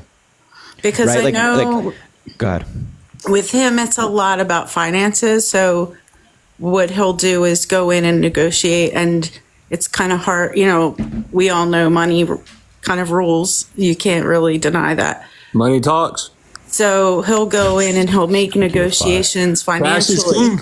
You have an IQ of 5, by the way. Single digit IQ down here. Go ahead, Jim. Because Thanks, really, Beth. that's the end goal, right? Is like all the countries want to have, they kind of want to be equal financially. And there's a lot, and also over land too. A lot of the wars are due to like different issues with land. But anyway, so I think that, you know, in his mind, he's like, I'll solve it right away with money, you know, the way he always does. So I think that's what he's trying to say. Yeah, except like you have to extrapolate what you think he's trying to say, right? You know why you have to do that? Because he hasn't told us how he's going to end the war. This is what's so frustrating about the Trump doesn't need campaign. to- did you not Matt, hear if you what don't he shut the said? fuck No, up, I'm going this to is a kick you, direct buddy. quote. No, this is a direct quote. Jen's being Harry, nice. If you, Matt, genuinely, Harry, okay, this Matt, is a have a direct good one, quote. bro. Get the hell out of here, all right? Jen, sorry. No The problem. problem with like what you're doing right now is you actually have to like extrapolate what you think Donald Trump said. You have to like try to like interpret what you think Donald Trump means and how he's going to do it because he didn't say anything. And this is Right. why the Trump campaign and the fact that people voted for Trump is so frustrating because he gives a bunch of very bold policy proposals such as I'm going to be able to solve the war as president-elect. I'm going to be able to reduce your grocery prices and your gas prices. But then he never tells us how he's going to do it. Never provides any context. And unfortunately, from my view as a Kamala Harris voter, many folks like yourself bought into fake promises. You bought into empty promises. You just bought into like very flashy headlines of like, I'm going to be able to do this for you, but then never tried to explore like, how does that actually happen? Like, how does that actually get done? So Kamala Harris, on the other hand, was proposing step by step policy proposals to do all of these things. Donald Trump just got up on a stage, talked about Hannibal Lecter and boats sinking and reducing inflation, but never told us how he's going to do that. And that's what's so frustrating about this war is because we all know that Donald Trump lied. If anybody's honest with themselves, they acknowledge that Donald Trump lied about being able to end the war within 24 hours as president-elect. But people bought into it anyway. And that's mind-boggling. So a lot of people, I think, like me, like I was never into politics until I got on TikTok in 2020. And I kind of went down a rabbit hole. And so a lot of people are seeing like stuff come together. And I think like the stuff with Diddy and all that kind of swayed a lot of people because there's a feeling of, and we've been told, you know, we've seen his daughter who is advocating for children and different types of sex trafficking issues. And so that's a big one for us. Yeah, so you voted for the guy who was like best friends with Epstein? Well, here's what happened. So he really was friends with him, but when he realized what was happening, he did cut ties with him. Really? Is that why like there was recent tapes of Epstein on audio saying that he knows the intricacies of the Trump administration, which was What after happened? that?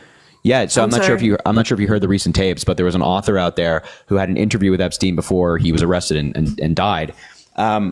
And he released these tapes in the past 2 weeks where he was talking about like Epstein was speaking very sophisticatedly and intricately about the inner workings of the Trump administration, saying like, yeah, you know, I was Donald Trump's best friend for 10 years as to like how he knew him so well. And also, if like Trump knew of anything that he was doing that was illegal, like why didn't he report it? If that's the argument, that sounds like he just kind of like that makes sense. Just you know, you voted for the guy who you're saying Diddy brought a lot of things to light for you. I don't know what that means, Well, no, But, no. Like starting in 2020 when I got on TikTok and I kind of went down a rabbit hole about. How'd you do that? A lot of people did. Why? Like millions of people. And this is what's in the background that you guys don't understand because it's kind of something that we don't talk about too openly. But we feel that, you know, like all of the deep state politicians, the elites, like they're all involved in this stuff. Trump is quite literally what you're describing. I don't know what you mean by the deep state, but Trump is an elite who is involved with Jeffrey goddamn Epstein. Yeah, so the feeling about that is that that's what I said. Like I said, when this is what we learned in going down the rabbit hole. Whether it's true or not, I don't know. But here's the thing, that when he started to become friends and hang out at these parties and he started to see what was going on, that was when he kind of said, I need to run for president. But he never wanted to say that in the forefront because he's going to get shut down. So because it goes so deep into these elite politicians. You're like, I got to be honest with you. You gotta come back to reality. You gotta come back to reality. This is so nuts.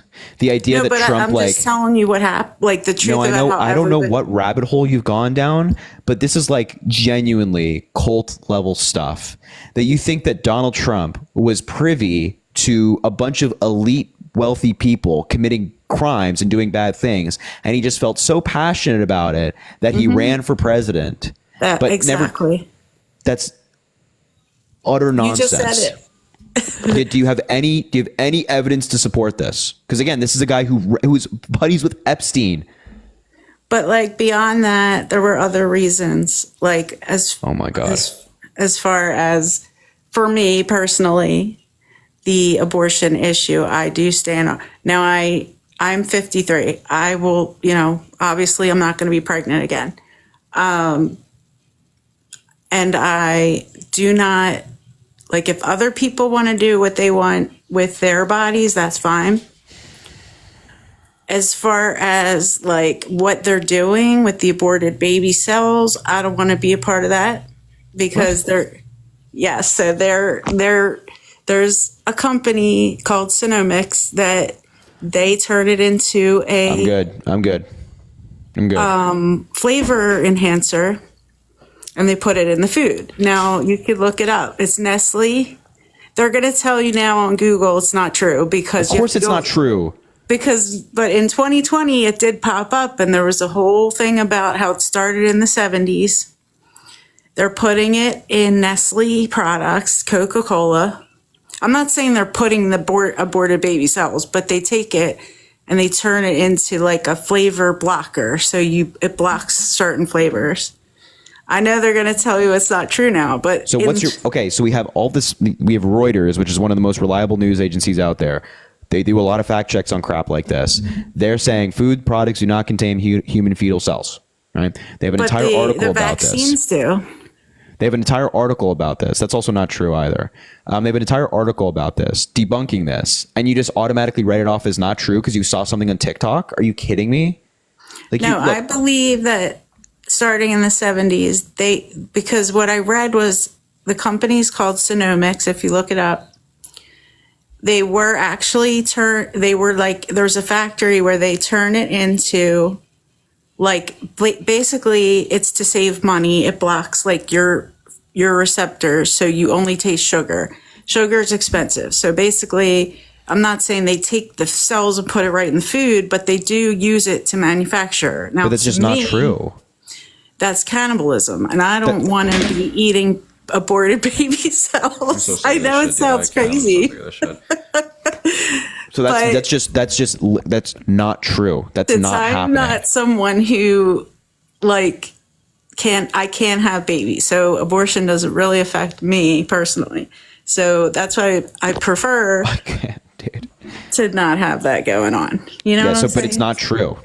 Because that makes me like a Satanist because you're putting it in there without my consent. But it's not. Wait. It just stop. It's not happening. This is not true. This is not true. Like, you can't just like watch something on social media and then think that they're putting. Oh my god! Wait, just out of curiosity, there's thousands of people that believe this. Well, yeah, there are thousands of people who believe that chocolate milk comes from brown cows. Right. Well, when I Googled it in 2020, it did pop up and it said that it was in fact true. It started in the 70s. I screenshotted it, but I don't know where it is. This is not true. This is not happening.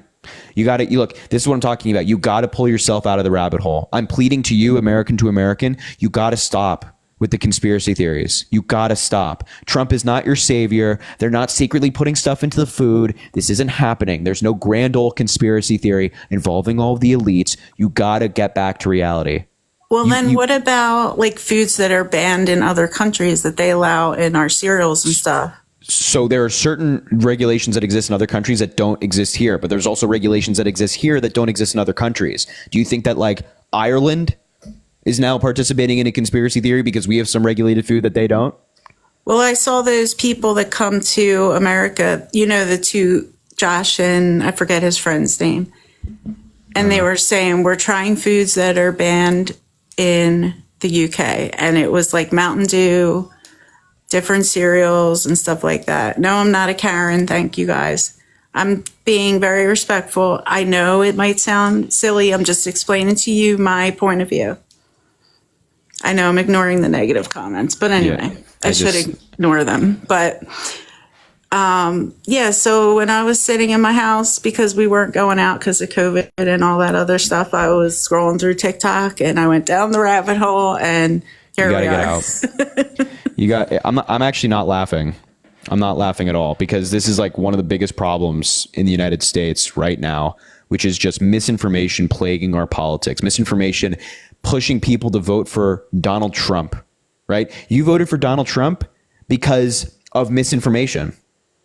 Like you have, and I mean this in the most honest way possible, you've hurt my future and the future of your children and other people around you based off of misinformation.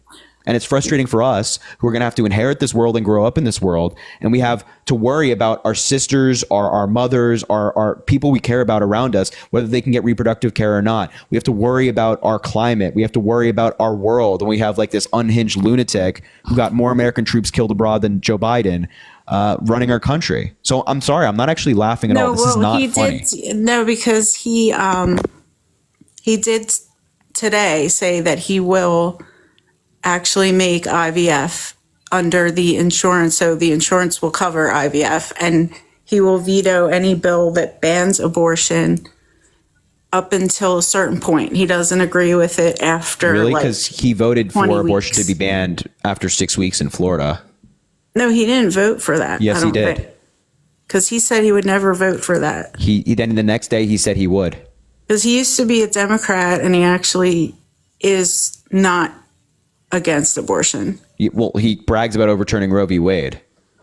Well, what happened is they put it back to the states because that's the original constitution. And Donald Trump, it's not. Well, I don't know what you mean. Original constitution is if there's a different constitution. You go out and vote, just to be clear, for your politicians in your state or your government, and they're the people. If you want abortion, you're going to vote for those people. Basically. Yeah, except there are a bunch of trigger laws in the country, which were laws that were in place, meaning that as soon as Roe v. Wade got overturned, they automatically went into effect. So Donald Trump knew this, and yet he put Supreme Court justices on the courts to overturn Roe v. Wade, and then it got sent back to the states, and now we have a bunch of states where reproductive rights are very hard for women to get, or where reproductive care is very hard for women to get. You have women bleeding out on hospital tables and operating tables. That's not true. Yes, it is. Amber Nicole Thurman had an infection and she died in Georgia. They said they would never allow, they would have a lawsuit if they allow someone to bleed out. That has nothing to do with Really? So we're waiting for that abortion. lawsuit to be filed because yet nothing has happened yet. Amber Nicole Thurman died while her infection was spreading in Georgia. And you have other women around the United States who have nearly died, gotten sepsis, have become infertile because they couldn't get reproductive care. 1 in 3 women in this country live in a state with an abortion ban. Texas, after Roe v. Wade was overturned, had their maternal mortality rate go up 56%. So this is because of Trump. This is what he brags about. He said, I was proud to have done it. It was an honor for me to have overturned Roe v. Wade. Can I tell you something? And that's the repercussion. So I'm a woman. I've had an abortion. Okay. When I was 17, listen to what I'm saying. you don't just get rid of it. It stays with you your entire life. It affected every decision I made in my life, which haven't been good after that. So that's my personal experience. You can make fun of me. I'm a woman. No. Nobody's going to make fun of you. Nobody's making fun of you. But do you hear yourself? Every day of my life, I regretted that decision. Well, and that's you. You that's don't you make personally. it go away. You don't say, "Oh, I don't want this baby." That's you personally, but you accessed reproductive care that was necessary to you at the time, and now you're voting for somebody who has proudly taken that right away from millions of women. No, he so hasn't. Is it rules for thee, but not for me? No. What about a 17-year-old girl who's in your shoes today? It's also possible. Yeah, well, I would say, okay, I have my cousin who is my age now, but she was 14 when she decided to have her baby. We all thought she was nuts. Well, guess what? Her life is much better than mine. I've been living my karma since that time. She had 2 more kids with IVF. She has other kids. She found a man who in her church. She's married. She's so happy. She has her grandkids. Me, I married. That's a long story. I'm not going to get into it. But anyway, the point is that you can think as a 17-year-old, I'm going to have this abortion to get rid of it. I just want to get rid of it. You don't get rid of it. It's with you the rest of your life. That's my child would be 30-something right now. Wait. That's your experience. Maybe she would have been my best friend because I have a feeling she would have been a woman. Please stop trying to shame women for getting reproductive care. This is crazy. I'm not trying to shame anybody. You absolutely are. You're trying to put a stigma around. This is how I feel. You're trying to put. I know that's how you feel, but you're not just saying, "Oh, this is how I feel." You're saying you will carry this for the rest of your life. I will. Yes, I have. And I'm sorry to hear that. That's terrible. That's awful. That's I'm so sorry to hear that you're still feeling the repercussions of this. That's not every woman's choice, right? That's not every woman's. But when I was in the abortion clinic, there were girls, young girls my age, bragging about how many abortions they had, and I don't believe that for a second. I'm sorry. They were. Yes, they were. And I don't believe that for a second. I'm sorry. I know people who've had many abortions, then went on to have kids, and I'm thinking, and even for me. So when I had that abortion, and that's perfectly fine if that's their choice. It was because my boyfriend said, my parents are going to kill me. You can't keep this. So I listened to him. I ended up ending the relationship, got into a relationship with an abusive, narcissistic person. I'm not going to get into the rest of what happened. But all of my decisions in my life have been because of that. And I've been, but that's personal. I get it. Some people can say, I don't want this. I have other better things to do. So I'm going to, I don't want to give it up for adoption or whatever. So I'm just going to have an abortion. Fine. I don't have a problem with their decisions. For me personally, I don't want to, I don't believe in it for me anymore. So. Okay, but so wait, just to be clear, you're of the view that you won't interfere. Shout out to everybody coming from Dean's Live, by the way. I appreciate you. So just to be clear, you're of the view that you wouldn't do it yourself any longer, but you wouldn't want to prevent another woman from getting that care if she wanted it. Yes. Okay, so that's being pro-choice. Right, I am pro-choice. So then why did you vote for somebody who's pro-life? Well, can you not have different, views on different things, but still side more with one politician? Or is it, I don't know. I think reproductive care is probably a pretty big one. But I mean, he's saying that he would veto any bill that tried to ban abortion. He's not for banning abortion. You can't. I'm sorry. He does not have the liberty to now say, oh, I would veto any bill that bans it after he bragged about overturning Roe v. Wade. I'm sorry. Well, he didn't overturn it. That decision to put those Supreme Court justices on the court led to abortion bans. Trump owns those bans. How do you know that they aren't like rhinos that said, we're going to make it more difficult for Trump to win, we're going to ban abortion? Wait. I mean, that's always a possibility, too. We don't know. Wait. Pause. First of all, shout out everybody coming from Dean's Live. Pause. Did you just suggest that's the Supreme Court, his Supreme Court justices are rhinos? It's possible. I'm not saying I know for sure. You have a good rest of your night, all right? You'll be all right. You have a good rest of your night. Yeah, I'll take that conversation's done. Cassandra, thank you for the $1.95. Can you make me a mod? Yes. MIZZCC. If we could get her name pinned, I would definitely mod her.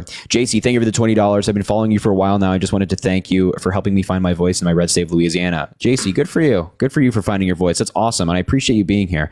Kelly, thank you for the $20 for educating people who want to be educated and making a difference. Thank you, Kelly. I appreciate you. Thank you so much. Nicole, thank you for the $5. I'm impressed at how you remain cool, calm, and collected while debating these people. I appreciate you for fact checking MAGA in real time too. It's a tough task. It's tough, man. Christopher, thank you for the $100. That's incredibly kind. Can we get some W's for Christopher in the chat? $100. I appreciate your work you put in this election. Can you bring me on your show so I can give my conclusion to this election? Otherwise, thank you so much for everything. God bless Joe Biden and Kamala Harris. Yeah, man, we can definitely get you up here. I would love to hear your view, man. Or you can just shoot me a DM at any time you want, man. Feel free, and I'll try to read it and get to you. Let's give this lovely person mod. Let's give him mod.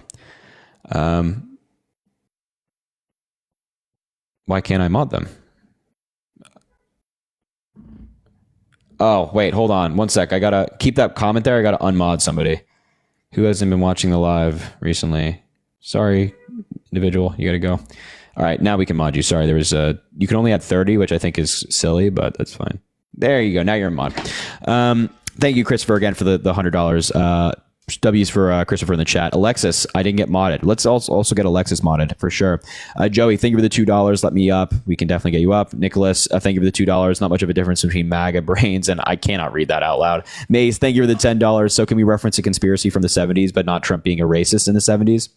It's a really good point. Nicole, thank you for the $5 again, saying I'm giving you another $5 for mentioning that people believe that chocolate milk comes from brown cows. It's true. Look up the poll. I'm not even lying. Look it up. Nicole, thank you for the $5. Can we start asking Republicans how they feel about the men are treating women after they announce he won? My DMs are terrible, like what Nick was saying. Yeah, I mean, I posted a video about this today. It's pretty disgusting. Allison, thank you for the $10. Can I be a mod? I promise you're in good hands with me. My TikTok is Alan Walensky. Let's get Allison modded as well.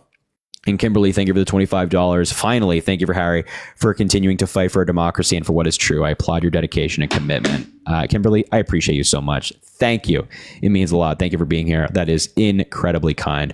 Lenore, thank you for the scarecrow. Let's try to get Alexis modded as well. One sec. Let's talk MAGA. Let me get somebody up as well. This guy says, let's talk MAGA. Let's give him an opportunity to. Oh, well, God damn it. Her comment went away. Shout out everybody coming from Dean's Live. I appreciate y'all. Make sure to drop a follow if you haven't already. We do these lives all the time. Okay, this guy's gone. Will you mod any men? Yeah, I mean, we have male mods already. Let's see. If you're MAGA, let me know. I will look at that person saying Kamala SCOTUS nominee. Wouldn't that be fun? Yeah, let's put Kamala Harris on the Supreme Court. That'd be fun. All right, let's get up. His name is Fat Tony. Fat Tony. Wait, hold on 1 second. And then Renee, thank you for the $25 on Cash App. I'm scared for our country. I feel so helpless. Renee, we're going to get back in the fight. We're going to get back in the fight together. And that's the important thing. All right, my man, you voted for Trump? Absolutely. And why did you vote for Trump? To me, a number of reasons. I felt like Kamala couldn't really answer a straight question at all.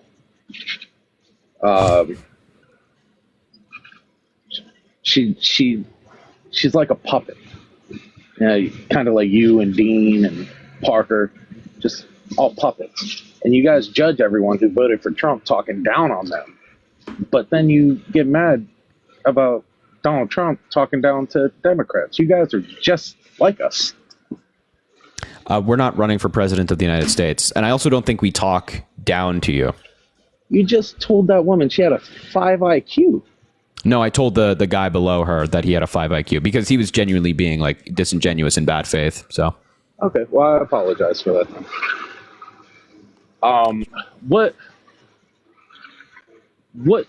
What makes you believe that Trump is terrible? I'd like to hear that. Yeah, I mean, the fact that he is a convicted felon, he was found liable for assaulting a woman in court by a jury of his peers, the fact that he committed a bunch of business fraud and has to pay $500 million in business fraud fines because of that fraud. The fact that he's been indicted in a number of different jurisdictions, and the evidence in those indictments overwhelmingly proves to his guilt, which means that if all these cases went to trial, I think it's incredibly likely that he would have been convicted in all four. And also his policy is just really bad. He has this policy of like mass deportation, which is really, really dumb for a number of reasons. He also wants to put tariffs on everything, like 10 to 20% on everything coming into the United States, which will just make everything more expensive. And of course, he has, served as president one time already. It was his first term was garbage and hurt a lot of people. And a lot of people are hurting still because of Donald Trump. So that's why I think he's terrible. Fair enough.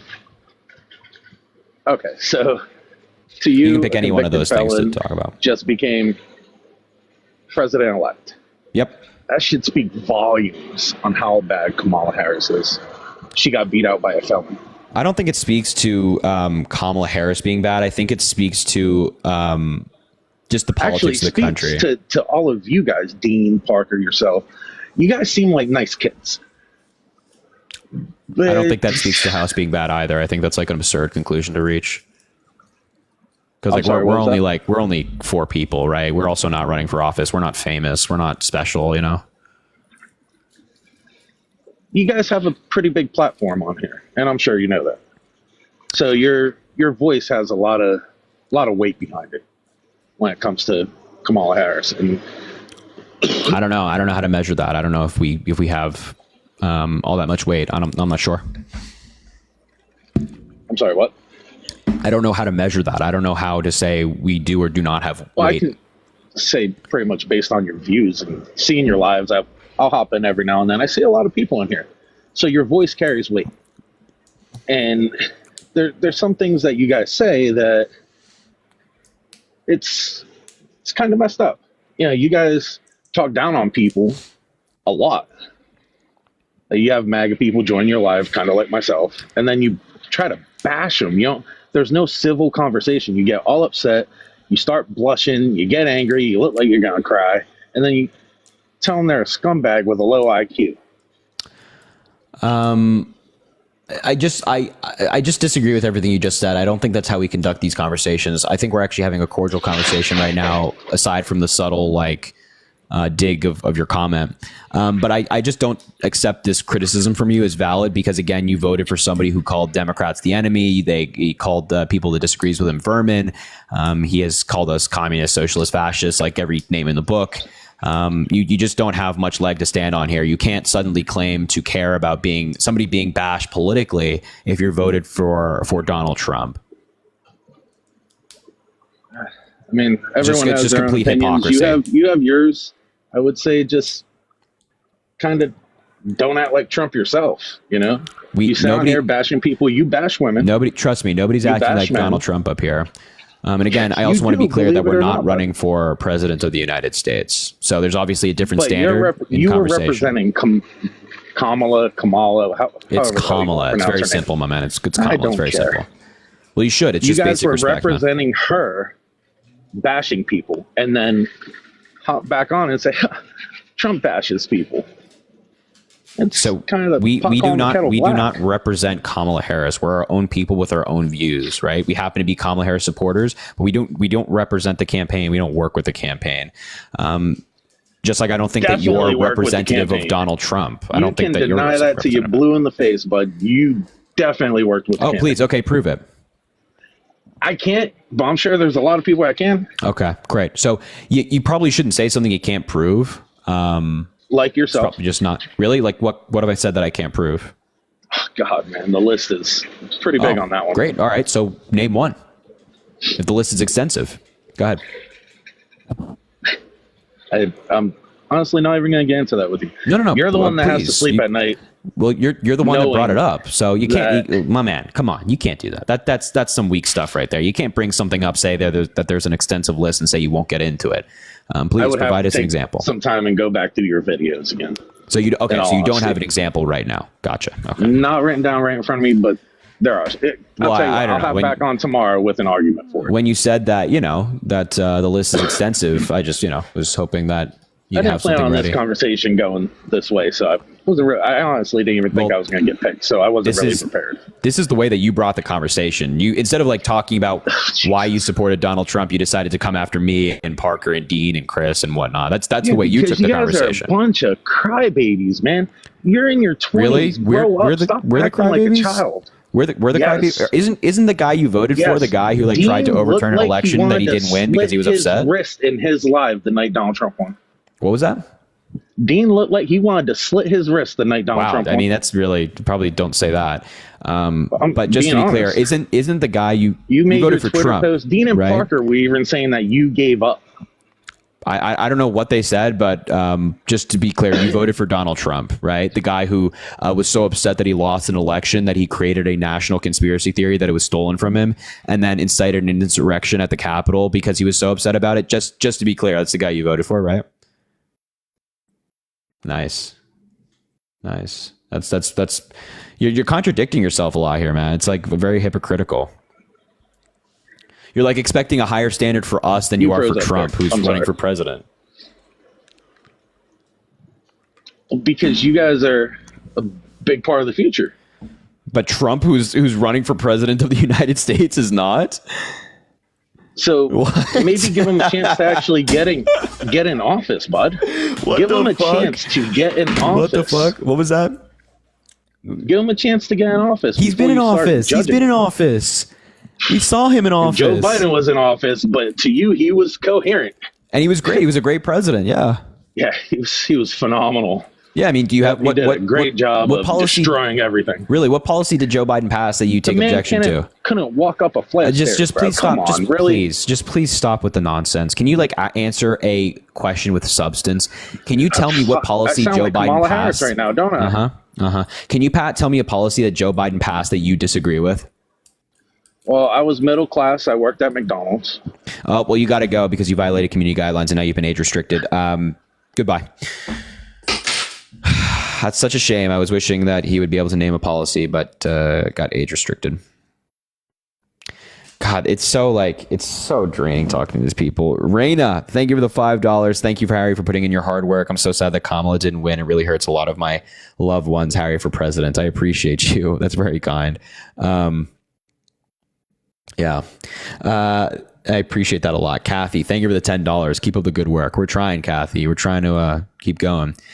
Killer, thank you for the $2. You're still killing it, Harry. Love you. Also, someone from the live is sending me blank threats. Can we block him? Yes. Do your thing. Whatever you need to do. Allison, thank you for the $2. Okay, good. We got you modded. I'm glad. Alexa, $3. Had a TikTok blow up on the Republican side of TikTok, and God trying to talk to them in the comments is a nightmare. Gives me even more respect for you. I think that you should just not. I think that there's no winning in the comment section, to be honest. And Kenzie, finally, thank you for the $1. Thank you for using your voice. I was essayed by my father my whole childhood, and if I didn't have the health care they are trying to take away, I would have had my father's child right now. Never stop. We need you more than ever. First of all, Kenzie, I'm so sorry, and thank you for sharing that story with me. Your story and the story of so many other women is exactly why we need that care and why women need that care. Just crazy, man. It really is. The Republicans have it so backward, and people voted for it anyway. And I won't be a Republican and deny the results, because that's what we did. We don't do that on the left. We don't deny results. We accept when we lose, because we actually care about democracy. All right, let's bring up Emma. I just landed on her in the box. Her request might have expired, but we shall see. And also mods. Oh, she is here. Make sure to drop a follow if you haven't already. We do these lives all the time. Double tap the screen. Let's try to get to 700,000 likes. And Venmo Cash App, link in bio. All right, Emma, did you vote for Trump? No, I didn't.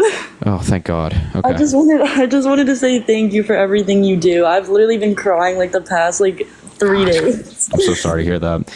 Well, Emma, thank you for everything you do. I'm sure you voted for Kamala Harris, right? Yeah, I did. I just turned 18, Thank you, Joseph. Yeah, I'm sorry that your first election didn't go a little bit better. Yeah, honestly, it's terrible. It's been really terrible on my campus too. I keep seeing Trumpers. I'm like, this is not cute. They're such freaks, man. They really are. Yeah. Well, Emma, I appreciate you. I appreciate the support, and keep up the fight. Yeah. Yeah. Thank you so much. You too. Thanks, Emma. I appreciate you. Oh man. That's sad. By the way, Ingrid, I've been trying to invite you. I can't bring you up, unfortunately, for some reason. So, Darian says he's MAGA. Let's give him an invite. Mods, if you could be so kind to clear out the box a little bit so we can get some new people up here, that'd be great. It'd be very appreciated. I know it's like super annoying, but it helps. I just invited that guy. Roger says that he's MAGA. We'll give him an invite if he wants to come up. Somebody's coming up here. I don't know who it is. That's Roger. All right. Hello. Hey, what's going on, Harry? Not much, man. How are you? I'm doing good. What can I do for you? Why are you MAGA? Why'd you vote for Trump? Well, I'm just tired of living in poverty. I've got a family. I've got 4 kids and a wife, and I voted for Obama twice, and then I just found myself living, this last 4 years it has been tough, and I had to go and vote for Trump. I really hate to be the bearer of bad news, and I genuinely mean this when I say it. Yeah, but I'm sorry. Trump is not going to make your life better. Things are not going to get cheaper for you. Matter of fact, it's likely a bunch of economists agree that things will get more expensive. No, I agree. Can I agree with you on that? Yeah, sure. I mean, so you voted for somebody who you think is going to make things more expensive? No, I voted for somebody who I was able to be comfortable with financially, but then also as a Christian, I just cannot get behind Kamala's policies or Biden's policies when it comes to my Christian values. What policies regarding your Christian values could you not associate when it comes to abortion, when a bald eagle's egg has more protections than a human life, that's just hard. You would acknowledge that that's like a disingenuous argument, obviously, right? No, I would not argue. Okay. No. Obviously, so let's talk about that then. Let's break that down really quickly. So there's a woman involved, right? There's a woman who's living, breathing, and she has a choice, and it is her body after all, right? So you factor that in with the fact that like the fetus is not in a tube somewhere just growing, right? And has like no rights, right? It's actually inside a person who has to carry that to term, and they have to deal with the repercussions of that pregnancy. And that repercussions of that pregnancy could be the fact that they were assaulted, or it's just the general pains that come with being pregnant, the possible tearing that comes with giving birth and things like that. They have to live with that, right? So comparing that to a bald eagle's egg is like absurd. There's just there's so much nuance and so many more factors in that. By the way, there you go. You're back.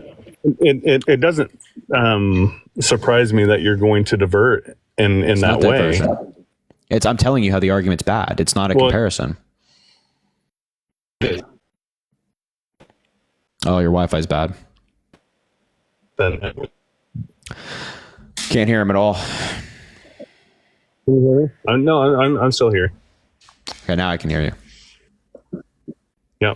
So it really, that's not even the argument. The argument is we have lived in a poor economy with poor moral values as far as my Christian alignment goes. And so that's where I'm at. Okay, so we're not talking about the bolt. Okay, I don't know how you think that Trump's policies are going to make the economy better. Like, what did Trump propose that was compelling to you for the economy? Well, I could afford groceries for my 4 children. That's not what I asked. I could buy a house with a 2.875 interest rate. Still not what I asked. Okay, what's the question that you asked? I asked, what policies did Donald Trump propose for the economy that were compelling for you? I like the border policies that he has. I don't know how it's responding to my question. I'm not asking about immigration. I'm asking about the economy. What economic policies did Donald Trump put forward that you found compelling, or do you not know? We could save the time. You can just say you don't know if you don't know.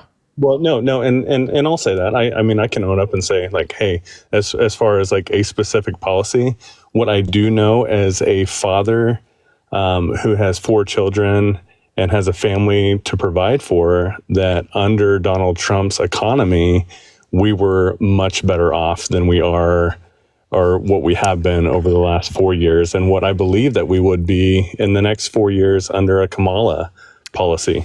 So what did Donald Trump do to make the economy so great when he was president the first time? Well, he made America great again, is what he did. Not answering my question. What did he do to make the economy great the first time? Well, are we gonna do this again? You can just say you don't know. Well, okay, I'll say that I don't know, but because he didn't do anything. So it's an impossible question to answer, because Trump didn't actually do anything to make the economy better. He just inherited Obama's economy and then took credit. And folks like yourself bought into that argument that somehow. Don't say folks like myself, because I take it, Harry, that you voted for him, right? I take it that you are a young man. Hold on. I take it that you are a young man who has. I was in the middle of a sentence, but no children, and you are making your living. I'm also going to school right now. Can I finish my sentence though? I don't need like a speech. I don't need a speech of like, oh, this or that, right? Well, no, you don't. As a 21-year-old, you 22. Don't need a speech. I get it. 22. No, 22. So what I was saying to you is that when I said folks like yourself, I mean Trump voters who voted based off of this argument. I don't know why you took objection to that, but take a breather. It's okay. So folks like yourself voted for Donald Trump based off of this argument that he was great for the economy, but Trump didn't actually do anything for the economy. He didn't pass any policy that made the economy better. He inherited an economy from Obama that had the longest stretch of positive job growth in American history, and then took credit for it. And then the economy crashed due to COVID, and I'm not blaming that on Donald Trump. And then Biden got into office, and you expected him to immediately solve the crashed economy. You expected the inflation that was inevitably going to come, that was predicted by economists before Biden even took office and was even elected, to just magically go away. You expected this global inflation that hit economies like in Ireland and Great Britain and France and Germany, Japan, Spain, all at around the same time in the United States, that it was suddenly just Biden's fault. You expected these gas prices that were high all around the world because gas is based on global markets, for Biden to just snap his fingers and for it to go away. You voted based off of misinformation and lies, right? I'm trying to stress to you that Donald Trump sold you something. He sold you empty promises that somehow magically he's going to get you back to where you were between 2017 and 2021. And only he can do it. And then I ask you, what is he going to do it? And you don't know. You bought into nothing. You bought into nothing. No, that's not true. That's not true. Please tell me. Tell me where I was wrong. Well, number one. You're focusing on one area here, which is economics. Yes. For me, that is important as a father of 4 and a wife. That is important.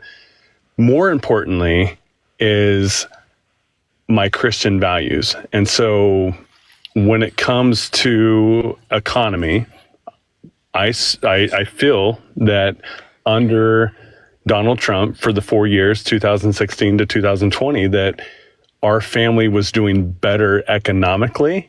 But as far as my Christian values, which is way above economics, we are moving in the right direction as far as what I believe God's word says to be true. So that didn't respond to anything. You said that I was wrong. I know, but you said that I was wrong, and I asked you to tell me what I was wrong on. You didn't tell me anything I was wrong on. The point is that you once again, the key word. You're not a Christian, then you're not going to understand. That's fine. The key word that you just used was "I feel." Right? I feel as if I was better under Trump. So I feel like Trump would do it again. The problem. Let me say, then, can I please finish a sentence? I just let you talk. Let me correct you then and say you said I feel. Yes or yes, or did you not? Let me correct that then. Let me tell you. Okay, I do feel, but I will change that to I know that we were better. So you said I know I was better under Donald Trump, but you failed to take the next step of critical thought, which is asking why. Right? Why was I better off? And then when you take that next step, you find that your argument falls flat because you can't answer the why. right? You can't answer why you were better under Donald Trump. And then I ask now, and then even with Biden, you have a lot of word salad, just like Kamala. Like this I'm sorry. If you can't understand what I just said, then this is concerning. No. If you then apply the same thought experiment. Excuse me. I'm sorry. I just let you speak. Please, come on, man. Take a breather. I'm happy to talk about Christian values, but I want to point out that your entire reason to vote for Donald Trump when it comes to the economy is bad. It's just not good. So here's the thing, Harry. When it comes to our government system, I'm not looking necessarily at Joe Biden or Kamala or Donald Trump. I'm looking much further beyond that, which is why right now the Democrats are trying to unseat one of the Supreme Court justices so they can put a more liberal justice in, because they understand the Supreme Court is a lifetime seat, which has longer lasting effects on our values and our governance. And so, yes, I'm not saying that Biden has all the answers. I don't think that Biden actually understands where he's at right now. Kamala was put into place. Nobody voted for her at all, as far as like the primaries. Don't pretend to care about that. And then as far as Donald Trump goes, hey, you know what? He won the popular vote and the electoral vote for the first time in a long time by a Republican. But at the end of the day, 4 years goes by, Vance could come in or Gavin Newsom could come in and take over. Who knows? But the Supreme Court is what's more important for us to uphold our Christian values. And so while I might have to vote for the lesser of the two evils, I'm going to vote for the longer term when it comes to what I believe as a Christian. Yeah, except that's nice and all. But, you know, Trump is you know, he first of all, actually, before I say what I want to say, I want to go back for just a second. Please don't pretend to care that Kamala Harris didn't go through a typical primary process. Just please stop, because you obviously don't care about that. No, I really don't. I don't. Okay, care good. Well, I don't know. Then I don't know why you brought it up, because you know you did vote for Donald Trump, who you know tried to steal the votes of 81 million Americans in 2020 when he tried to overturn the election. So I just find it ironic when Trump supporters bring that up. But yeah, the Supreme Court is certainly more long lasting. Yet you have to weigh it. So Trump has said that he wants to be a dictator on day one. He is, you know, very dictatorial in what he's done. He's flirted with being a dictator and things like that. And you chose to ignore that. It's like, by your definition of, well, I have to think about the Supreme Court, you could have anybody running for office, even if they're telling you to your face that they want to be a dictator, and you'd still say, well, you know, I would agree more with their Supreme Court justices, so I'm going to vote for them. It's exactly what's wrong with our politics right now, where someone is telling you, like being very open about who they are, and you choose to ignore it, or at least say you don't care enough. And that's a problem. So you're thinking about your kids, you're thinking about the future of your Christian values and whatnot. I don't think your kids would benefit from growing up in a system that leans more toward a dictatorship than a democracy. I don't think your kids would benefit from a system where a bunch of our federal agencies like the FBI, the Department of Justice, the EPA are basically wiped out and stripped of funding so that they can't even do their jobs. It's like you think about one thing to try to justify your argument for Donald Trump. And even then with the Supreme Court, I'm baffled that you would align more with the Supreme Court that we're seeing right now. I mean, you know, rolling back environmental protections and I don't know how that helps your kids. Rolling back gun control protections, I don't know how that helps your kids. Rolling back the Chevron deference, I don't know how that helps your kids. It's crazy. Yeah, well, and Scripture says that our ways will be different than the world's ways. And I just look at where we're at right now. And Harry, God bless you. Like, I love that you are out here and you are passionate and you are sharing and you are putting a platform out there for people to have what I would say are great conversations. Like, this is a great conversation. We're not going to agree at the end of the day. You're 22. I'm 42. I've got 4 kids. You have no kids, I'm guessing. And so we come from different places. But what I will say is at the end of the day, I do believe that we still live in the greatest country in the world. And it doesn't matter right now, MAGA or turning the page on MAGA.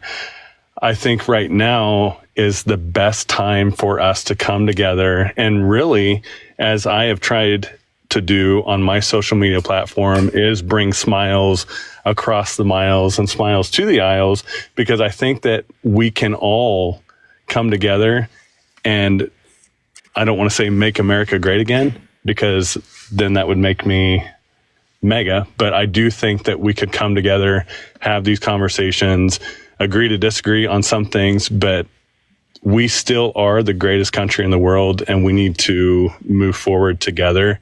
And that is the hashtag that I use time and time again, is we are hashtag better together, not better apart. Well, it's, I appreciate the sentiment of unity, and I really truly do, but it's just, again, it's just rich because you voted for Trump, who called Democrats the enemy, called Adam Schiff, who's like the new senator from California, the enemy. It's like, if you really believe that, I think you would have voted for Kamala Harris, who, talked about having a Republican in her cabinet, a group of advisors that is specifically a separate group of advisors that disagree with her.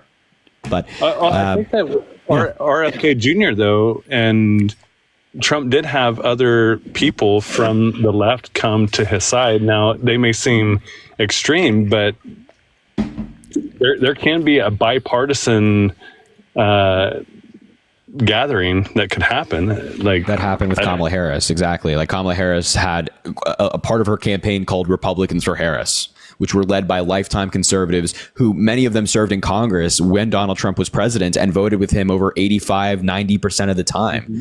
Right. Like Liz Cheney is no Democrat. Right. Tulsi Gabbard is a Republican through and through. She's always been a Republican through and through. Liz Cheney is great. I mean, and here's the thing. It didn't help, though, when Kamala was calling Trump a fascist. She never called him that. Well, she actually never called him a fascist, by the way. Though that was said by a lot of people, but also, like, to be clear, like, Trump is definitely very dictatorial. And I can explain why if you want me to, but yeah, he like that like, even if Kamala Harris did say that, telling the truth about Donald Trump is not wrong. But telling the truth about Kamala is not wrong either. And sure. Saying, so I mean, it has to go both ways. I don't disagree, but you're taking objection to Donald Trump being called like a dictator. It's curious to me because I think we would both agree that a dictator tries to stay in power when they don't want to. I think we both agree that a dictator tries to silence political opponents. I think we both agree that a dictator goes after the media. All of these things Donald Trump has done. I think that, in wanting to concentrate more power in the presidency, something that Donald Trump has also done. It's like, and just to be clear, Trump himself said he wanted to be a dictator. So he said, I want to do this. And then you're mad when people say, oh, Trump wants to do this. It just doesn't make much sense. Yeah. And I don't know. I guess I never heard that clip. I'm going to have to go and look because yeah, definitely. It just sounds like ludicrous, but I'm sure I agree that he said that because there's got to be a clip out there, but I'd have to see the context in which that was said. But at the end of the day, Harry, God bless you, my friend. Here's what Psalm 47 says is God of all nations, and Jesus is seated at the right hand of God, and that's what I believe. And so I'm not putting a lot of stock in Trump or Kamala. My faith is in Christ and Christ alone. All right, man. Well, I appreciate you coming up, having the conversation. Good luck with everything, and yeah, I appreciate it. All right. Have a good night, man. Thanks. Sarah, thank you for the $3. Can you please react to Clark in Lawson's newest TikTok? I want your opinion on it. His page just attacks the Democratic Party, yet he says he's a classical liberal, leaning more right now, and he disagrees that our rights are being taken. Yeah, I can maybe do that. Maybe I'll make a video on it or something because that sounds absurd. Janine, thank you for the $25, saying, I know this has to be exhausting, but please know you made a difference and contributed to at least one more vote for blue. I appreciate you, Janine. Thank you so much. That means a lot. Yeah, trying, you know what I mean? It's draining, but we're trying. Rachel, thank you for the $25 as well on Cash App. Please meet my daughter. Please meet my daughter, 20, Furman U, poli-sci major. Oh, Rachel. I appreciate that. You can. I'll say hi to her. I'll say hi to her for sure. I'll say hi to her. Essence, thank you for the $2. Trump made Trump Bibles. That's blasphemy. There you go. Sherry, thank you for the $75. Holy cow. Yo, please show some love for Sherry in the chat. $75. Can we get at least 75 W's in the chat for Sherry? That's very kind. Thoughts on Dems vote missing? Thank you for everything. Yeah, the votes are just still being counted. That's why the number is lower right now. There's still like 60% of votes have been counted in California, 40% left. The numbers will go up. Kelly, thank you for the $5. Educating MAGA. America lost this election. I agree. I like that. Yo, Jay, thank you for the $1 for the 10-year-old voter in Pennsylvania. I mean, I'm seriously, bro. Seriously. Abby, thank you for the $1. I was about to call him Mudang with all the hypocrisy. Okay. All right, that was good. All right, we'll bring another person up. Make sure to drop a follow if you haven't already. We do these lives all the time. We are 21 followers away from 1,000 for the night. So make sure to drop a follow if you haven't already. Keep double tapping the screen. Let's try to get to 800,000 likes. And of course, Venmo, Cash App in the link in the bio. I gotta say, Rachel saying, please meet my daughter, 20. It's kind of smooth. She's like wingman right now. It's funny, man. All right, if you're MAGA, let me know in the chat. We'll bring you up. I voted for the first time. Let's talk about it. I tried to get this guy up here. We'll try to give him another chance. Error code got kicked. Let's try to give this guy another chance. Crispy, thank you for the sub. I appreciate you. I just invited 2 people. I don't know if they're going to come up, but let's give Drew a shot, maybe. Drew, I invited you. Kennel Mama, let's see if we can get her up here. I invited like 4 people. Oh, here comes somebody. Here comes 2 people. We'll talk. Hello. Darren, hello. How you doing, Harry? I'm good. You voted for Trump? Yo, Harry, what's up? What's up, man? So Darren, you voted for? Oh my God, 3 people. All right, we'll do a 3-on-1 right now. I don't mind. Darren, why'd you vote for Trump? Or anybody is welcome to chime in. I'll go ahead and start it. Can I talk? Yeah, 1 second. Let him go, and then you can go. The main reason that I did not agree with was the COVID-19 vaccine mandates from 2021. What mandate are you referencing? He, at 20 years old, should have been mandated to get the shot. I didn't get it, but the universities were pushing it, and my fiance that was in healthcare was mandated to get it. So what are your thoughts on that? Yeah, so your university is allowed to require you to do that. That's not the federal government doing it, though. That's not like, I don't know why you'd vote for Trump based off of that. Still graduated, so. Well, congratulations, but that your university requiring you to do that is perfectly within the law. Just like your wife being mandated in healthcare is perfectly within the law to do it as well. That's capitalism, right? Like you guys are big capitalists, right? Darren, you're a capitalist? All right. So little John boy is not at a university and is not in healthcare. He's a concrete finisher. Oh, he's dying. Yeah. And they're going to require him to get a COVID-19 vaccine. Well, the company could, but the federal government never required you to get it. I'm going to thank Bullet Man in a minute. Oh, my God. I don't know what the fuck that was. Yeah, the federal government never required you to get it. This is capitalism, my man. This is how the system works. Okay. Drew, why did you vote for Trump? I voted for Trump, man, because he stands for everything I believe in, man. Like what? I mean, here's my thing, Harry, because I don't like to see innocent children dead. Okay. Yes. Well, yes. Sure. We agree. What? Oh, we agree. I mean, so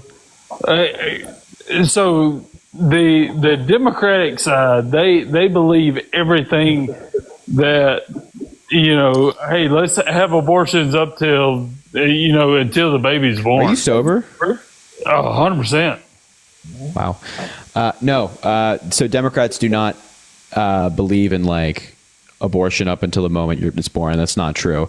Most abortions take place in the first trimester. The overwhelming majority of abortions take place in the first trimester. Less than 1%, accounting for less than 6,000 a year, abortions take place in the third trimester. Those are for medical emergencies. So when a woman's life is in danger, she's gotten the devastating news from her doctor that she needs to get an abortion or her life is in danger. When she's planning to have a kid, they might have picked out a name, a crib. They might have designed a bedroom for this child that they're expecting. They get that devastating news, but they need that reproductive care. That's what Democrats are saying. Have that reproductive care be available when they need it.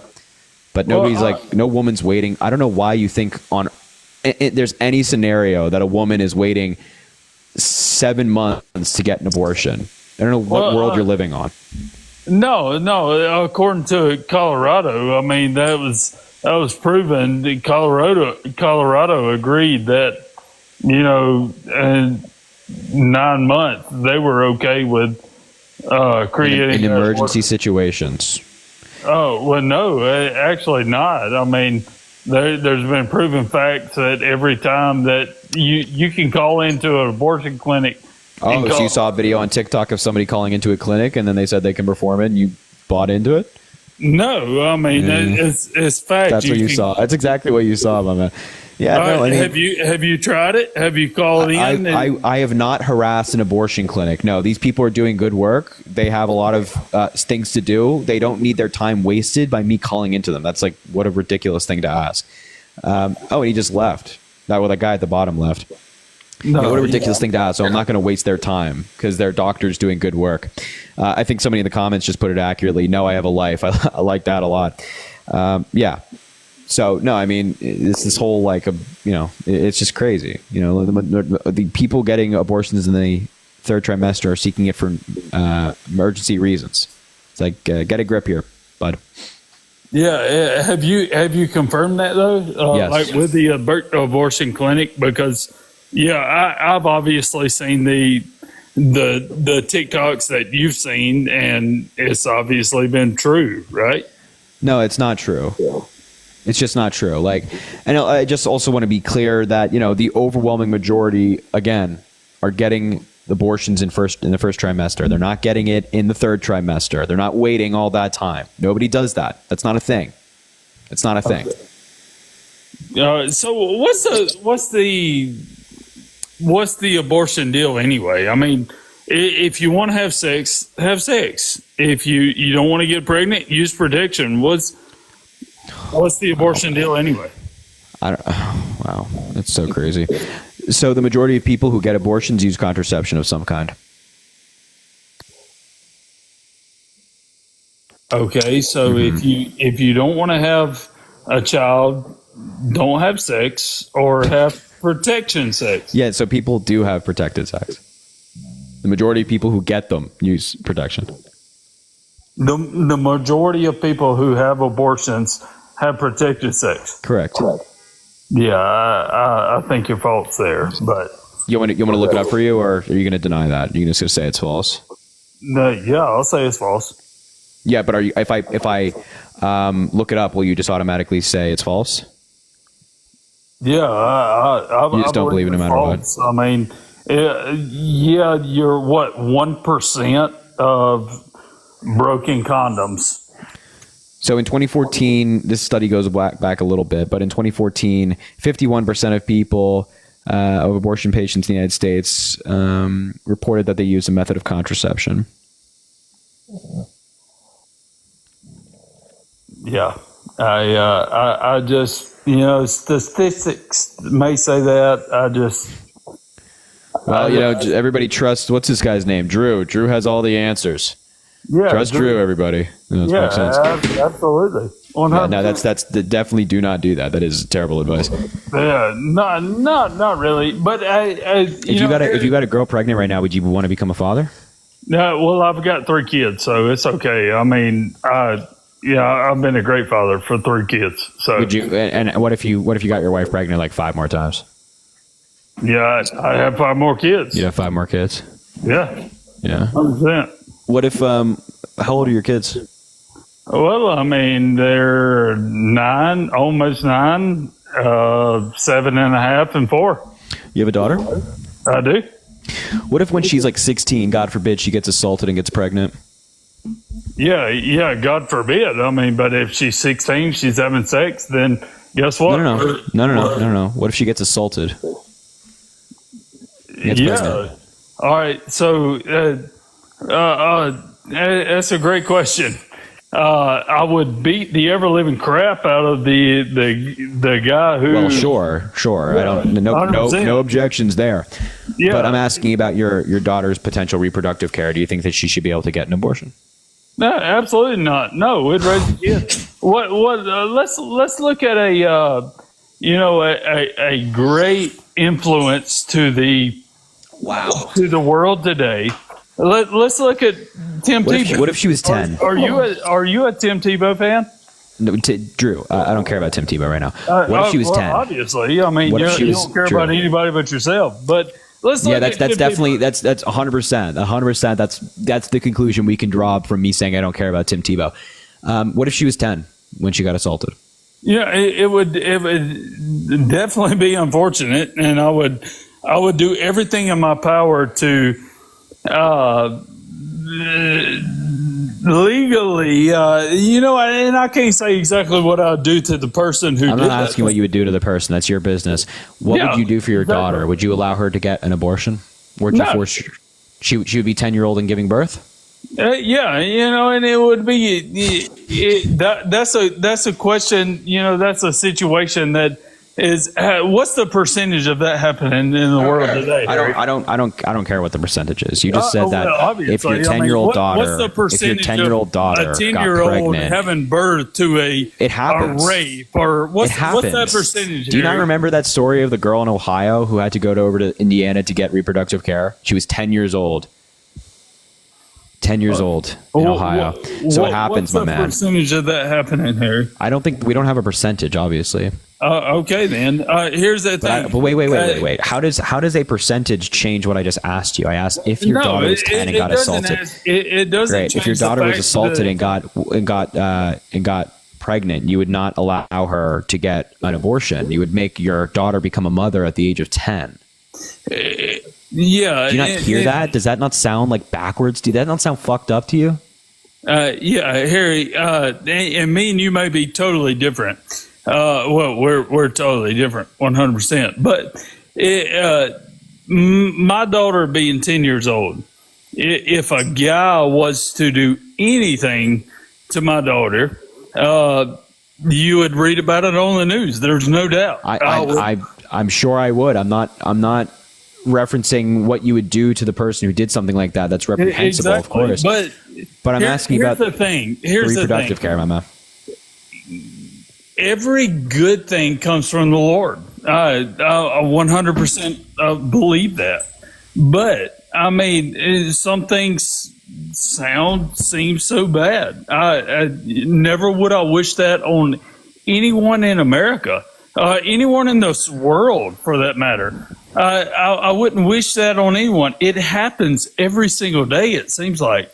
But a child, man, a child is a gift from the Lord. We don't want to look at a rape or a scenario of that sort from, we don't want to see that. But at the same time, a baby in the, we got to see that the Lord, the just to be clear, you think your daughter giving a birth at 10 years old as a result of assault is a gift from the Lord? No, absolutely not. You just said everything's a gift from the Lord. Every good thing is a gift from the Lord. I mean, that's plainly what I believe. I mean, every good thing. But every bad thing is not anything from the Lord? No, we gotta accept that the Christ is Jesus Christ is the King of Kings. All right. Okay. I hope I can't believe what I've heard. Get out. Hello. Hi, can you hear me? Yeah. Did you vote for Trump? I did, yes. Why did you vote for Trump? So a lot of my reasons are subjective. They're not really objective. Sure. I don't really have I'm the average American that doesn't really have the time to look up facts. I do appreciate people as well as yourself for looking up the facts. But purely, most of my motivation for voting for Trump is subjective, I admit. Okay, so like, what are some of those reasons? So I come from a big Democrat state. I'm from Hawaii. Mm-hmm. We have always been Democrats in Hawaii. I voted for Obama twice. I still respect Obama as well. I thought he was really good. He's very moving. His speeches, the man spoke well, couldn't deny that. And for the same reason I voted for Obama, as far as subjectively, I feel like he had that strong presence. He had that leadership that I believed in. And I was young at the time. It was the first time I ever voted, and it was for Obama. And, he has big ties to Hawaii as well. So there was that connection that I had with him. The reason why I eventually crossed over to Republican was I did get married to a Marine. He served our country for 2 tours. That's awesome. And I got to learn more about my country. Now, I don't think Democrats are less patriotic than Republicans. I've met a lot of Democrats who love their country just as much as Republicans do. I think there's a lot of nuances in both parties. As far as abortion goes, for example, I don't believe that abortion is necessarily morally wrong. I believe that as a female and as a woman, and truthfully, as someone who that kind of situation could have happened to me as well. You have to put yourself in the perspective of that person. You can't just say abortion is wrong across the board. You can't do that. I do believe that it's up to the woman. She knows what she can and cannot handle, what she wants and what she doesn't want. So I think it's up to her to make that decision. However, I do believe also in compromise. So as far as I'll say it truthfully, I don't believe in full-term abortion. I know that's extremely marginal and rarely ever happens. I believe that as well. I don't believe that there are women out there who are going in masses to abort their full-term baby. I don't believe that at all. I do believe that there should be compromise struck as well, though. Like I said, nuances. I believe that if how does this lead you to voting for Donald Trump? Well, I feel like the Democrat side has taken a change culturally in the last 8 years. I believe that we've kind of gone a little bit too far to the left, But the Republicans haven't gone too far to the right. Can you name me some policy of the left that you think is too far left? Too far left. So just do me. I have two things I want to say. First of all, I'll say just to be clear, the last election, the Republicans tried to overturn it. Right? There was an insurrection, a violent day at the Capitol because Trump tried to overturn the election.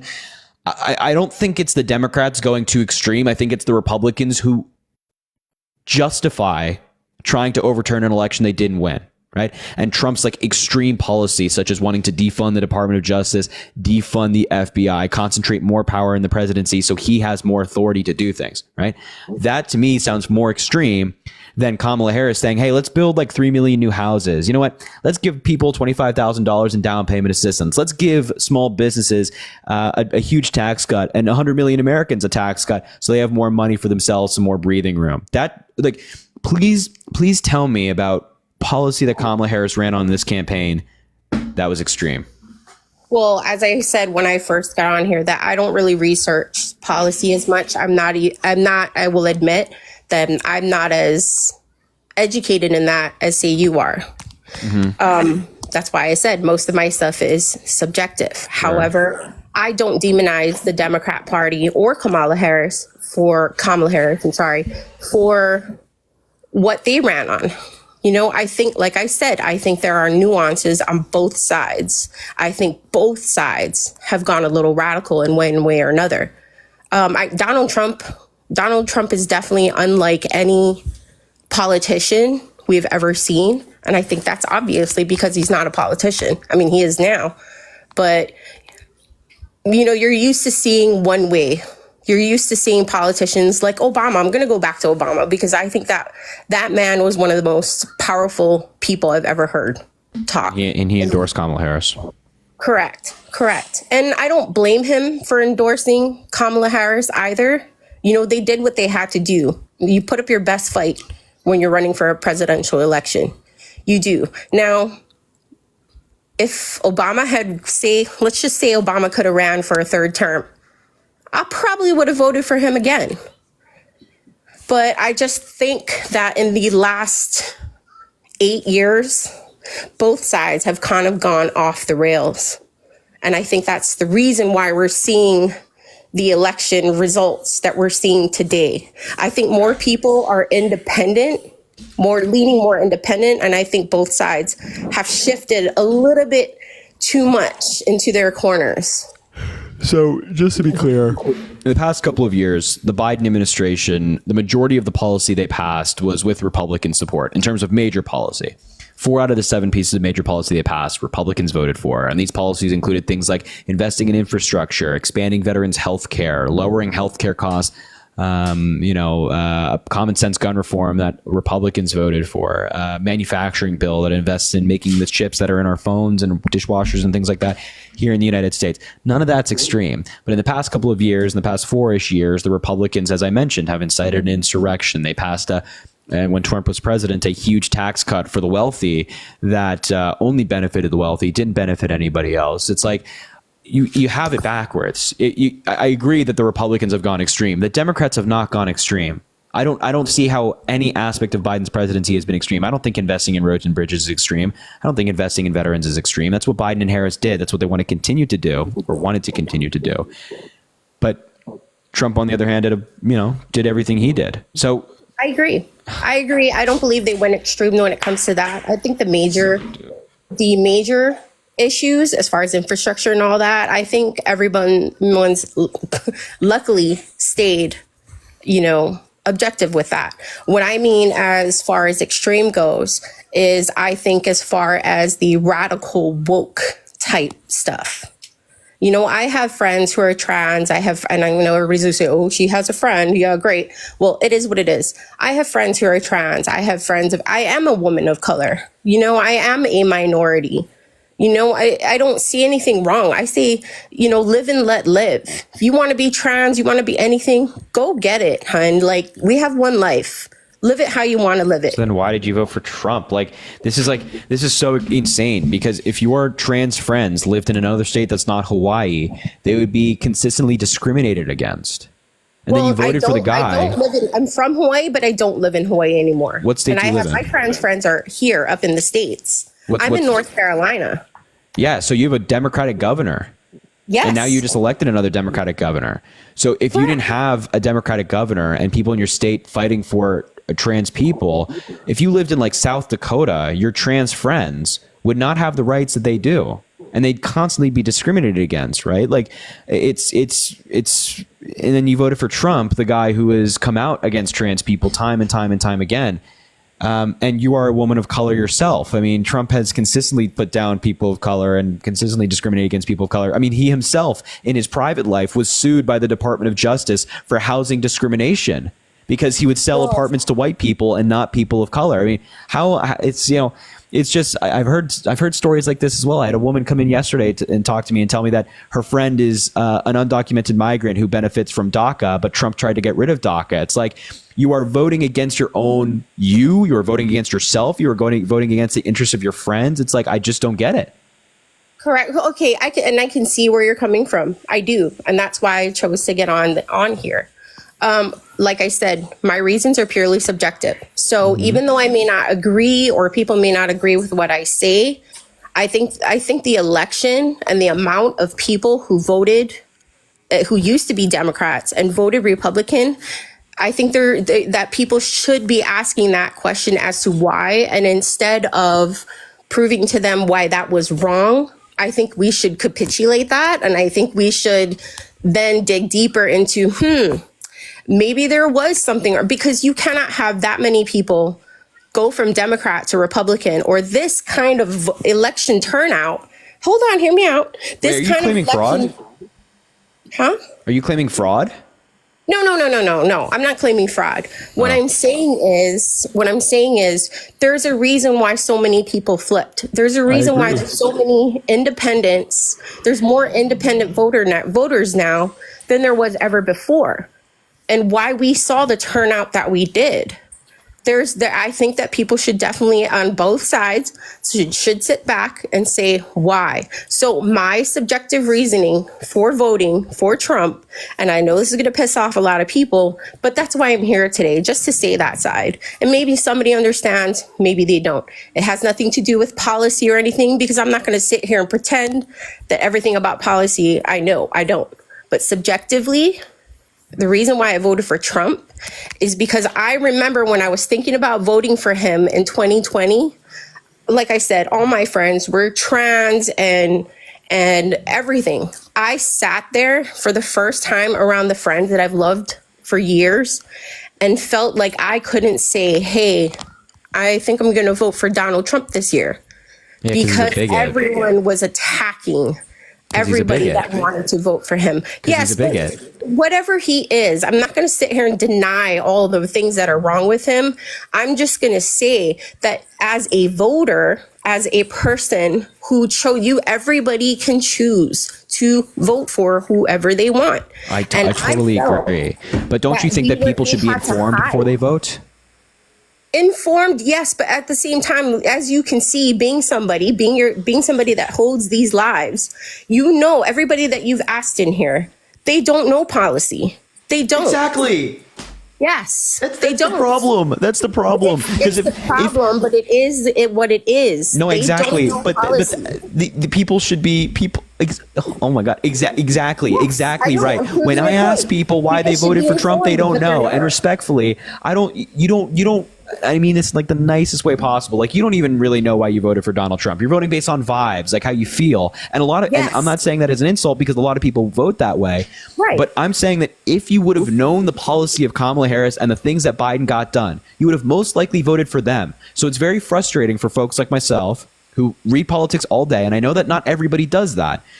But it's very frustrating for people like myself to hear you say, well, I felt I couldn't say in front of my friends that I voted for Trump. I'd be attacked. And like, I just voted for Trump because of my subjective views. It's like, this is the president of the United States. This is a really important job. And you have a vote that's important, and you should make your vote like an informed one and be able to articulate why you voted for this person in X, Y, and Z. It also depends on what you feel is important. What I felt like was important to me is that everybody should be empowered one way or another to vote for who they feel like voting for. And the majority of people in here, as you can see, don't know policy. They voted for what they felt was right. But wait, you just said one of the most important values to you this election was allowing people to vote for who they want to vote for and then respecting the results. Yes?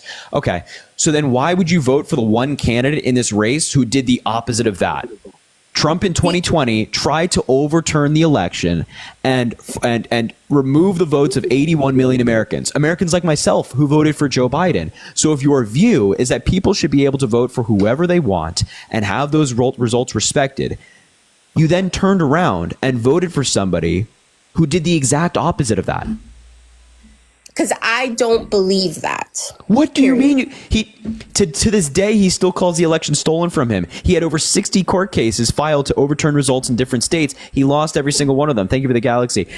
He sent a false slate of electors to different swing states around the country. I believe North Carolina wasn't one of them because he won the state of North Carolina.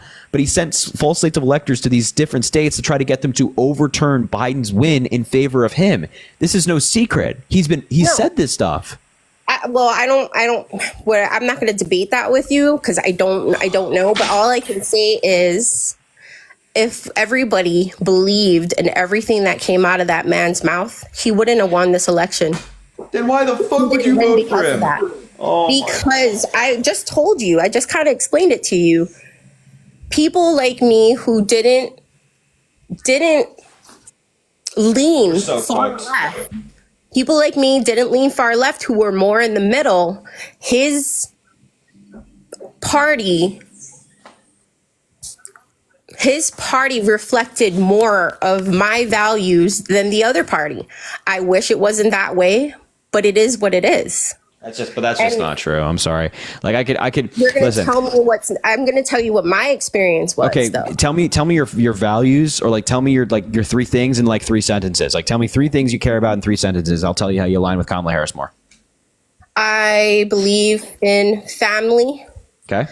Military. Okay. And the economy. Okay, great. Well, not the economy so far, because then you have to prove what the economy is. I believe in just having the money to take care of your family. Great. I believe in respect for our military. And Awesome. I believe that every American should be able to take care of their family in whatever way they please. Okay, great. So Kamala Harris is better on every single one of the things you just mentioned. So you mentioned like it was like one of the main reasons is family. So what Kamala Harris wanted to do is for newborn kids, for your first newborn, for their first year, or not your first newborn, for a newborn for their first year of life, they get a $6,000 tax credit, meaning that you have $6,000 more for that year to take care of your kid, because it's the most expensive year. You got to buy cribs, you got to buy food, you got to buy diapers, all that stuff. It's more expensive.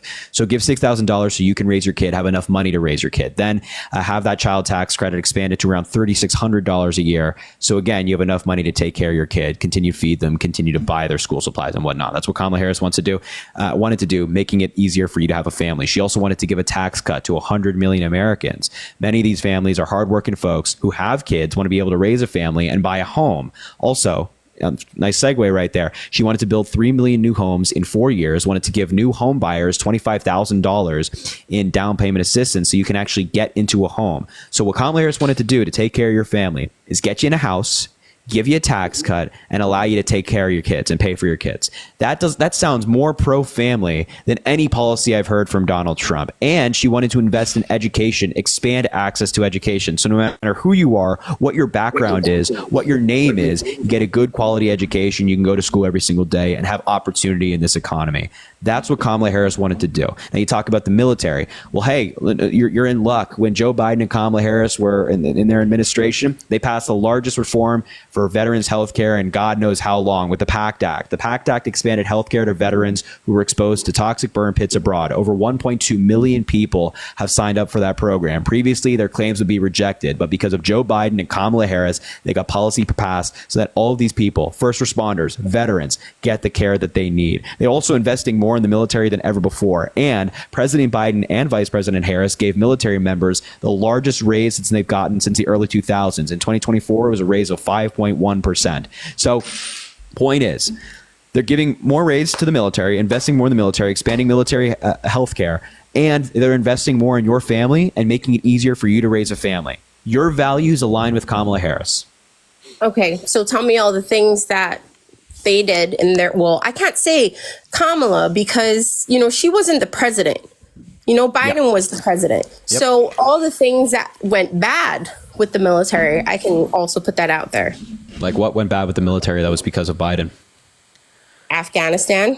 That was a withdrawal initiated by Donald Trump. It was initiated by Trump in February of 2020. He signed a deal with the Taliban called the Doha Accords, and that deal was in place for the rest of Trump's term. And then when Biden took office, he had to follow that deal just because, a new president doesn't mean we terminate our deals with foreign countries or foreign entities, right? We still have to follow the deal. So that deal Biden had to go through with, and it was written badly. Even Donald Trump's own former advisors, one of them being H.R. McMaster, criticized the deal when he was on CNN and doing an interview. The Inspector General of the United States, who did a comprehensive report of our time in Afghanistan from start to finish, and including the exit, blamed Donald Trump's deal for one of the reasons that the withdrawal was so messy. So I don't think you can blame that on Joe Biden. Well, just like we can't say that Trump can take credit for the economy because it was Obama's, then we have to then, by the same rule, give Biden the responsibility for Afghanistan. No, you don't. What? Why not? Why would we do that? Because the deal was initiated by Donald Trump. But he was the president. Yeah. So, but the deal still had to be followed. If you have a president, just because a president switches doesn't mean that the deal terminates, or doesn't mean that the deal changes at all. It's not a deal with Donald Trump. It's a deal with the United States of America. The person who represents the United States of America might change, but the country doesn't. So the deal with the country still has to be followed by whoever the next president of the United States is. Okay, but are we then going to blame every sitting president for the president before them? Or are we going to give our leaders the responsibility that they wanted us to elect them for? Yeah, no, I don't think I think there are certain instances of which, like, if you have a deal that the new president inherited, obviously that's not their fault. It's the president before them. But if the sitting president does something bad, that doesn't automatically become the fault of the person before them. It's on them. I'm not saying that everything that Joe Biden did right or wrong can be blamed on anybody but him. But in this specific instance, Trump owns the responsibility, and even his own former advisors agree with that. I think as a sitting president, Biden had a lot more power to run that extraction a lot better than he did. He didn't have any liberty to do that. His hands were tied. It was a deal. How does the president of the United States not have the liberty? Because he was already in a deal. If the deal was terminated, like if Joe Biden wanted to say, I'm not doing this deal anymore, he talked about this possibility. His generals came to him and said, hey, if we don't follow this deal, we have two options. Either one, we follow it, or two, we announce that we're not going to follow it, and then we put tens of thousands of troops more back into Afghanistan to protect ourselves when the ceasefire expires. And Joe Biden said, yeah, I am not putting tens of thousands of more American troops back into the Middle East, back into Afghanistan, back in harm's way. Let's get out of there. Even if the deal is bad, it's better than putting more Americans in harm's way. We tried to make the best of a bad deal. It obviously was very messy. It wasn't perfect by any stretch of the imagination. But we have to be honest about who initiated this deal, and it was Donald Trump. No, I will give you that. I'm going to go with facts. If he initiated the deal, he initiated the deal. You know, Biden can only do what he can do. Right. True. But I still think that there are ways that could have been done better. You know, I'm not gonna sit here and keep badgering that point because it happened. You know, I still think that, you know, a lot of things after the fact also could have been handled better, like leaving all of our military equipment in Afghanistan. We basically gave them a whole shit ton of weapons. I'm sorry for cussing. No, that's fine. We didn't do that though. We didn't. So we didn't actually leave our military equipment behind. That's another lie that's told by Republicans often. I don't know. They just it's the misinformation's crazy. But we had I still have military friends that are there, and the equipment's still there. No, I mean, the chairman of the Joint Chiefs of Staff, Mark Milley, who was appointed by Donald Trump, testified under oath in front of Congress that American-owned equipment we didn't leave behind. Equipment we did leave behind was equipment owned by the Afghanistan government. That was gifted equipment we gave to them, but obviously that's no longer ours. So in terms of American-owned equipment, we didn't leave anything behind. To police themselves, but as soon as that whole thing went down, we should have taken it back. That wouldn't have been a possibility because we left that equipment to them because, again, they owned the equipment. They owned that equipment. That was not our equipment. We can't just steal equipment. But we gave them that equipment. And the idea was that they would use that stuff to fend off the Taliban, and then they just completely collapsed. So, you know, that's the intelligence told us one thing. They thought that we thought that they had the capability to stand stronger for longer. They didn't. They collapsed, and thus that equipment got in the hands of bad people. But in terms of American-owned equipment that we own, we did not leave anything behind. And this is confirmed by the Pentagon, the Department of Defense, and the chairman of the Joint Chiefs of Staff, who Donald Trump appointed. Do you really believe everything they said? Yes, I believe a comprehensive report from the Pentagon, Department of Defense, and the chairman of the Joint Chiefs of Staff, yes. Oh. All right, well, to each his own. I don't know why you wouldn't. I mean, they're not lying about this stuff, you know, but anyway. I mean, it's a little different. It's a little different when you have people who are actually there versus people who heard what they heard from the Joint Chief of Staff. You know, you have to admit that there are things that we are not told in the public. You have to. And I'm telling you as someone who has had someone there on the ground in combat, not everything you hear from Washington is true.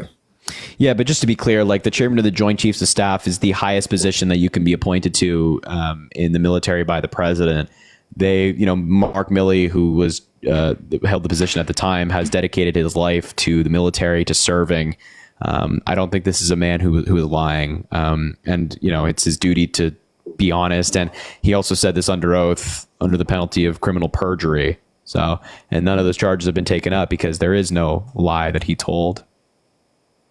I mean, I wish that was true, and we're going to have to just agree to disagree. I really do. I really wish that our government was a lot more truthful with us than what they are. But there's a lot of things they can't tell us as well. There's a lot of things that are way above our pay grade, and that's just the way it is. Yeah, I totally agree that the government, I'm not saying the government is always 100% transparent. They're always 100% honest. Like historically, I think that's not the case, especially with things involving the Middle East with Bush and whatnot. But, and I also totally agree that the government can't tell us some things or doesn't tell us some things for sure that are classified that would harm us, no doubt. But this is not something that we're lying about. This is not something that the government's lying about. You know what I mean? Like they have data, they have evidence, they have an entire report on all of this stuff that I would highly encourage people to read. This is not it's not something they're lying about, but we can leave it there because I actually have to run. So I really appreciate you speaking with me, sir. Yeah. I really do appreciate it. Thank you very much. I appreciate you coming up and sharing your thoughts with me. So thank you.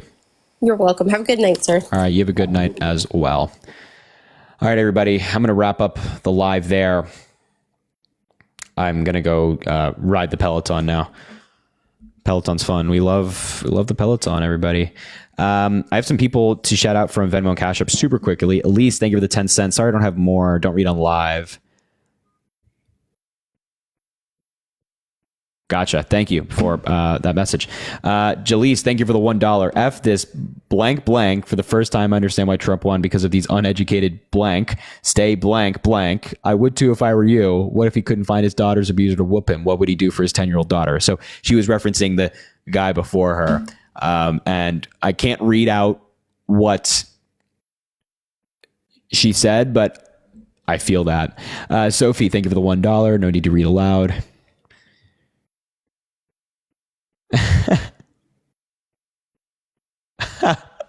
Wait, no way.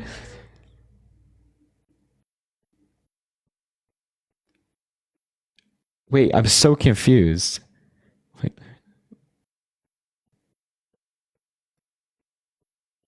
Oh, I know. Okay, I understand now. Okay, sorry. I was told not to read it out on live. And Alex, thank you for the $15. Why didn't Kamala run her campaign on all the in-depth negative detail you and other TikTok live debaters repeat on a daily basis? If Kamala or anyone who endorsed her spoke the way you did, then I'm sure she would have made a better chance. Makes me question the truth. I think they did. I think politics is... I think they ran a really in detailed campaign. And I think it's hard to get into as much depth as we do on TikTok live. Kamala Harris does not always have the platform, the time to really get into the nitty gritty and things like that. Yeah, I don't know. It's tough. Sarah, thank you for the $3. There are Trump supporters telling women they are stupid and being selfish for saying that their rights have been taken away / are going to be taken away because there are people starving this world. What do you think about this? That's ridiculous. Your problems and the problems facing women in America are not mitigated because there are other people with problems out there. It's all of your problems are important. We can address both problems, right? Taylor, thank you for the $1. Chat says you're cooked if you don't come to AZ and get drink with me. Damn, honestly, bro, that's super. Damn, Taylor, that was kind of smooth. I can't even lie. I was just reading that. I didn't even expect to see that coming, man. All right, Taylor. Okay. I don't, that's funny, man. I don't hate that. San, thank you for the $5. Thanks for all the hard work you do. I appreciate your professionalism, even in the most frustrating of times. I grew up Christian, but our community has strayed from loving our neighbors and supporting the marginalized, and it's very disheartening. Well, I appreciate you sharing that with me, and I appreciate the support, man. Killer, thank you for the $3. I wish to send more, but kiddo's B-Day coming up. Please, spend on the kiddo, man. He deserves it. I hope next year I'll be able to afford her or at least one gift, but with Trump, who knows? There you go, Killer.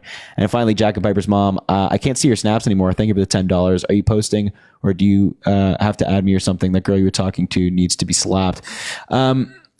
Yeah, no, I just haven't been posting. I mean, since the election, I've posted a very small amount on Snapchat because, well, you know, tough time.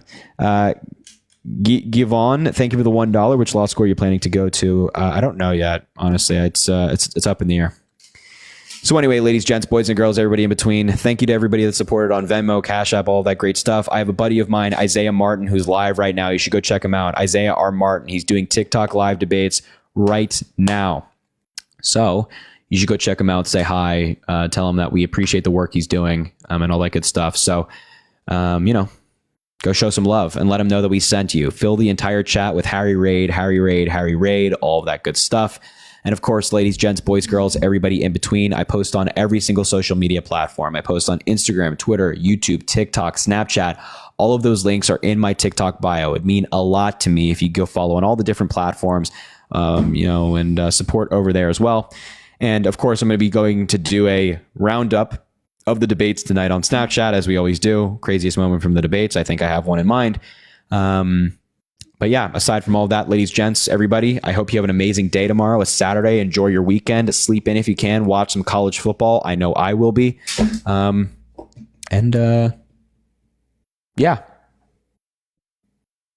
Sound good?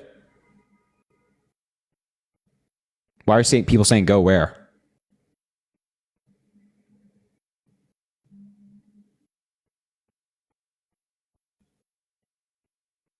Why are people saying go where? Oh, go where? What stream? Sorry. My bad. I'm like, wait, what are you guys talking about? Go where? Isaiah R. Martin. Isaiah R. Martin. His username is Isaiah R. Martin. He's live right now. Isaiah R. Martin. I'll give a second to. There it is. There's the username. You can screenshot that or, you know, whatever you got to do. Isaiah R. Martin. There you go. Isaiah R. Martin. Go raid. Go raid. Go raid. Fill the chat with Harry Raid, Harry Raid, Harry Raid. All right, everybody.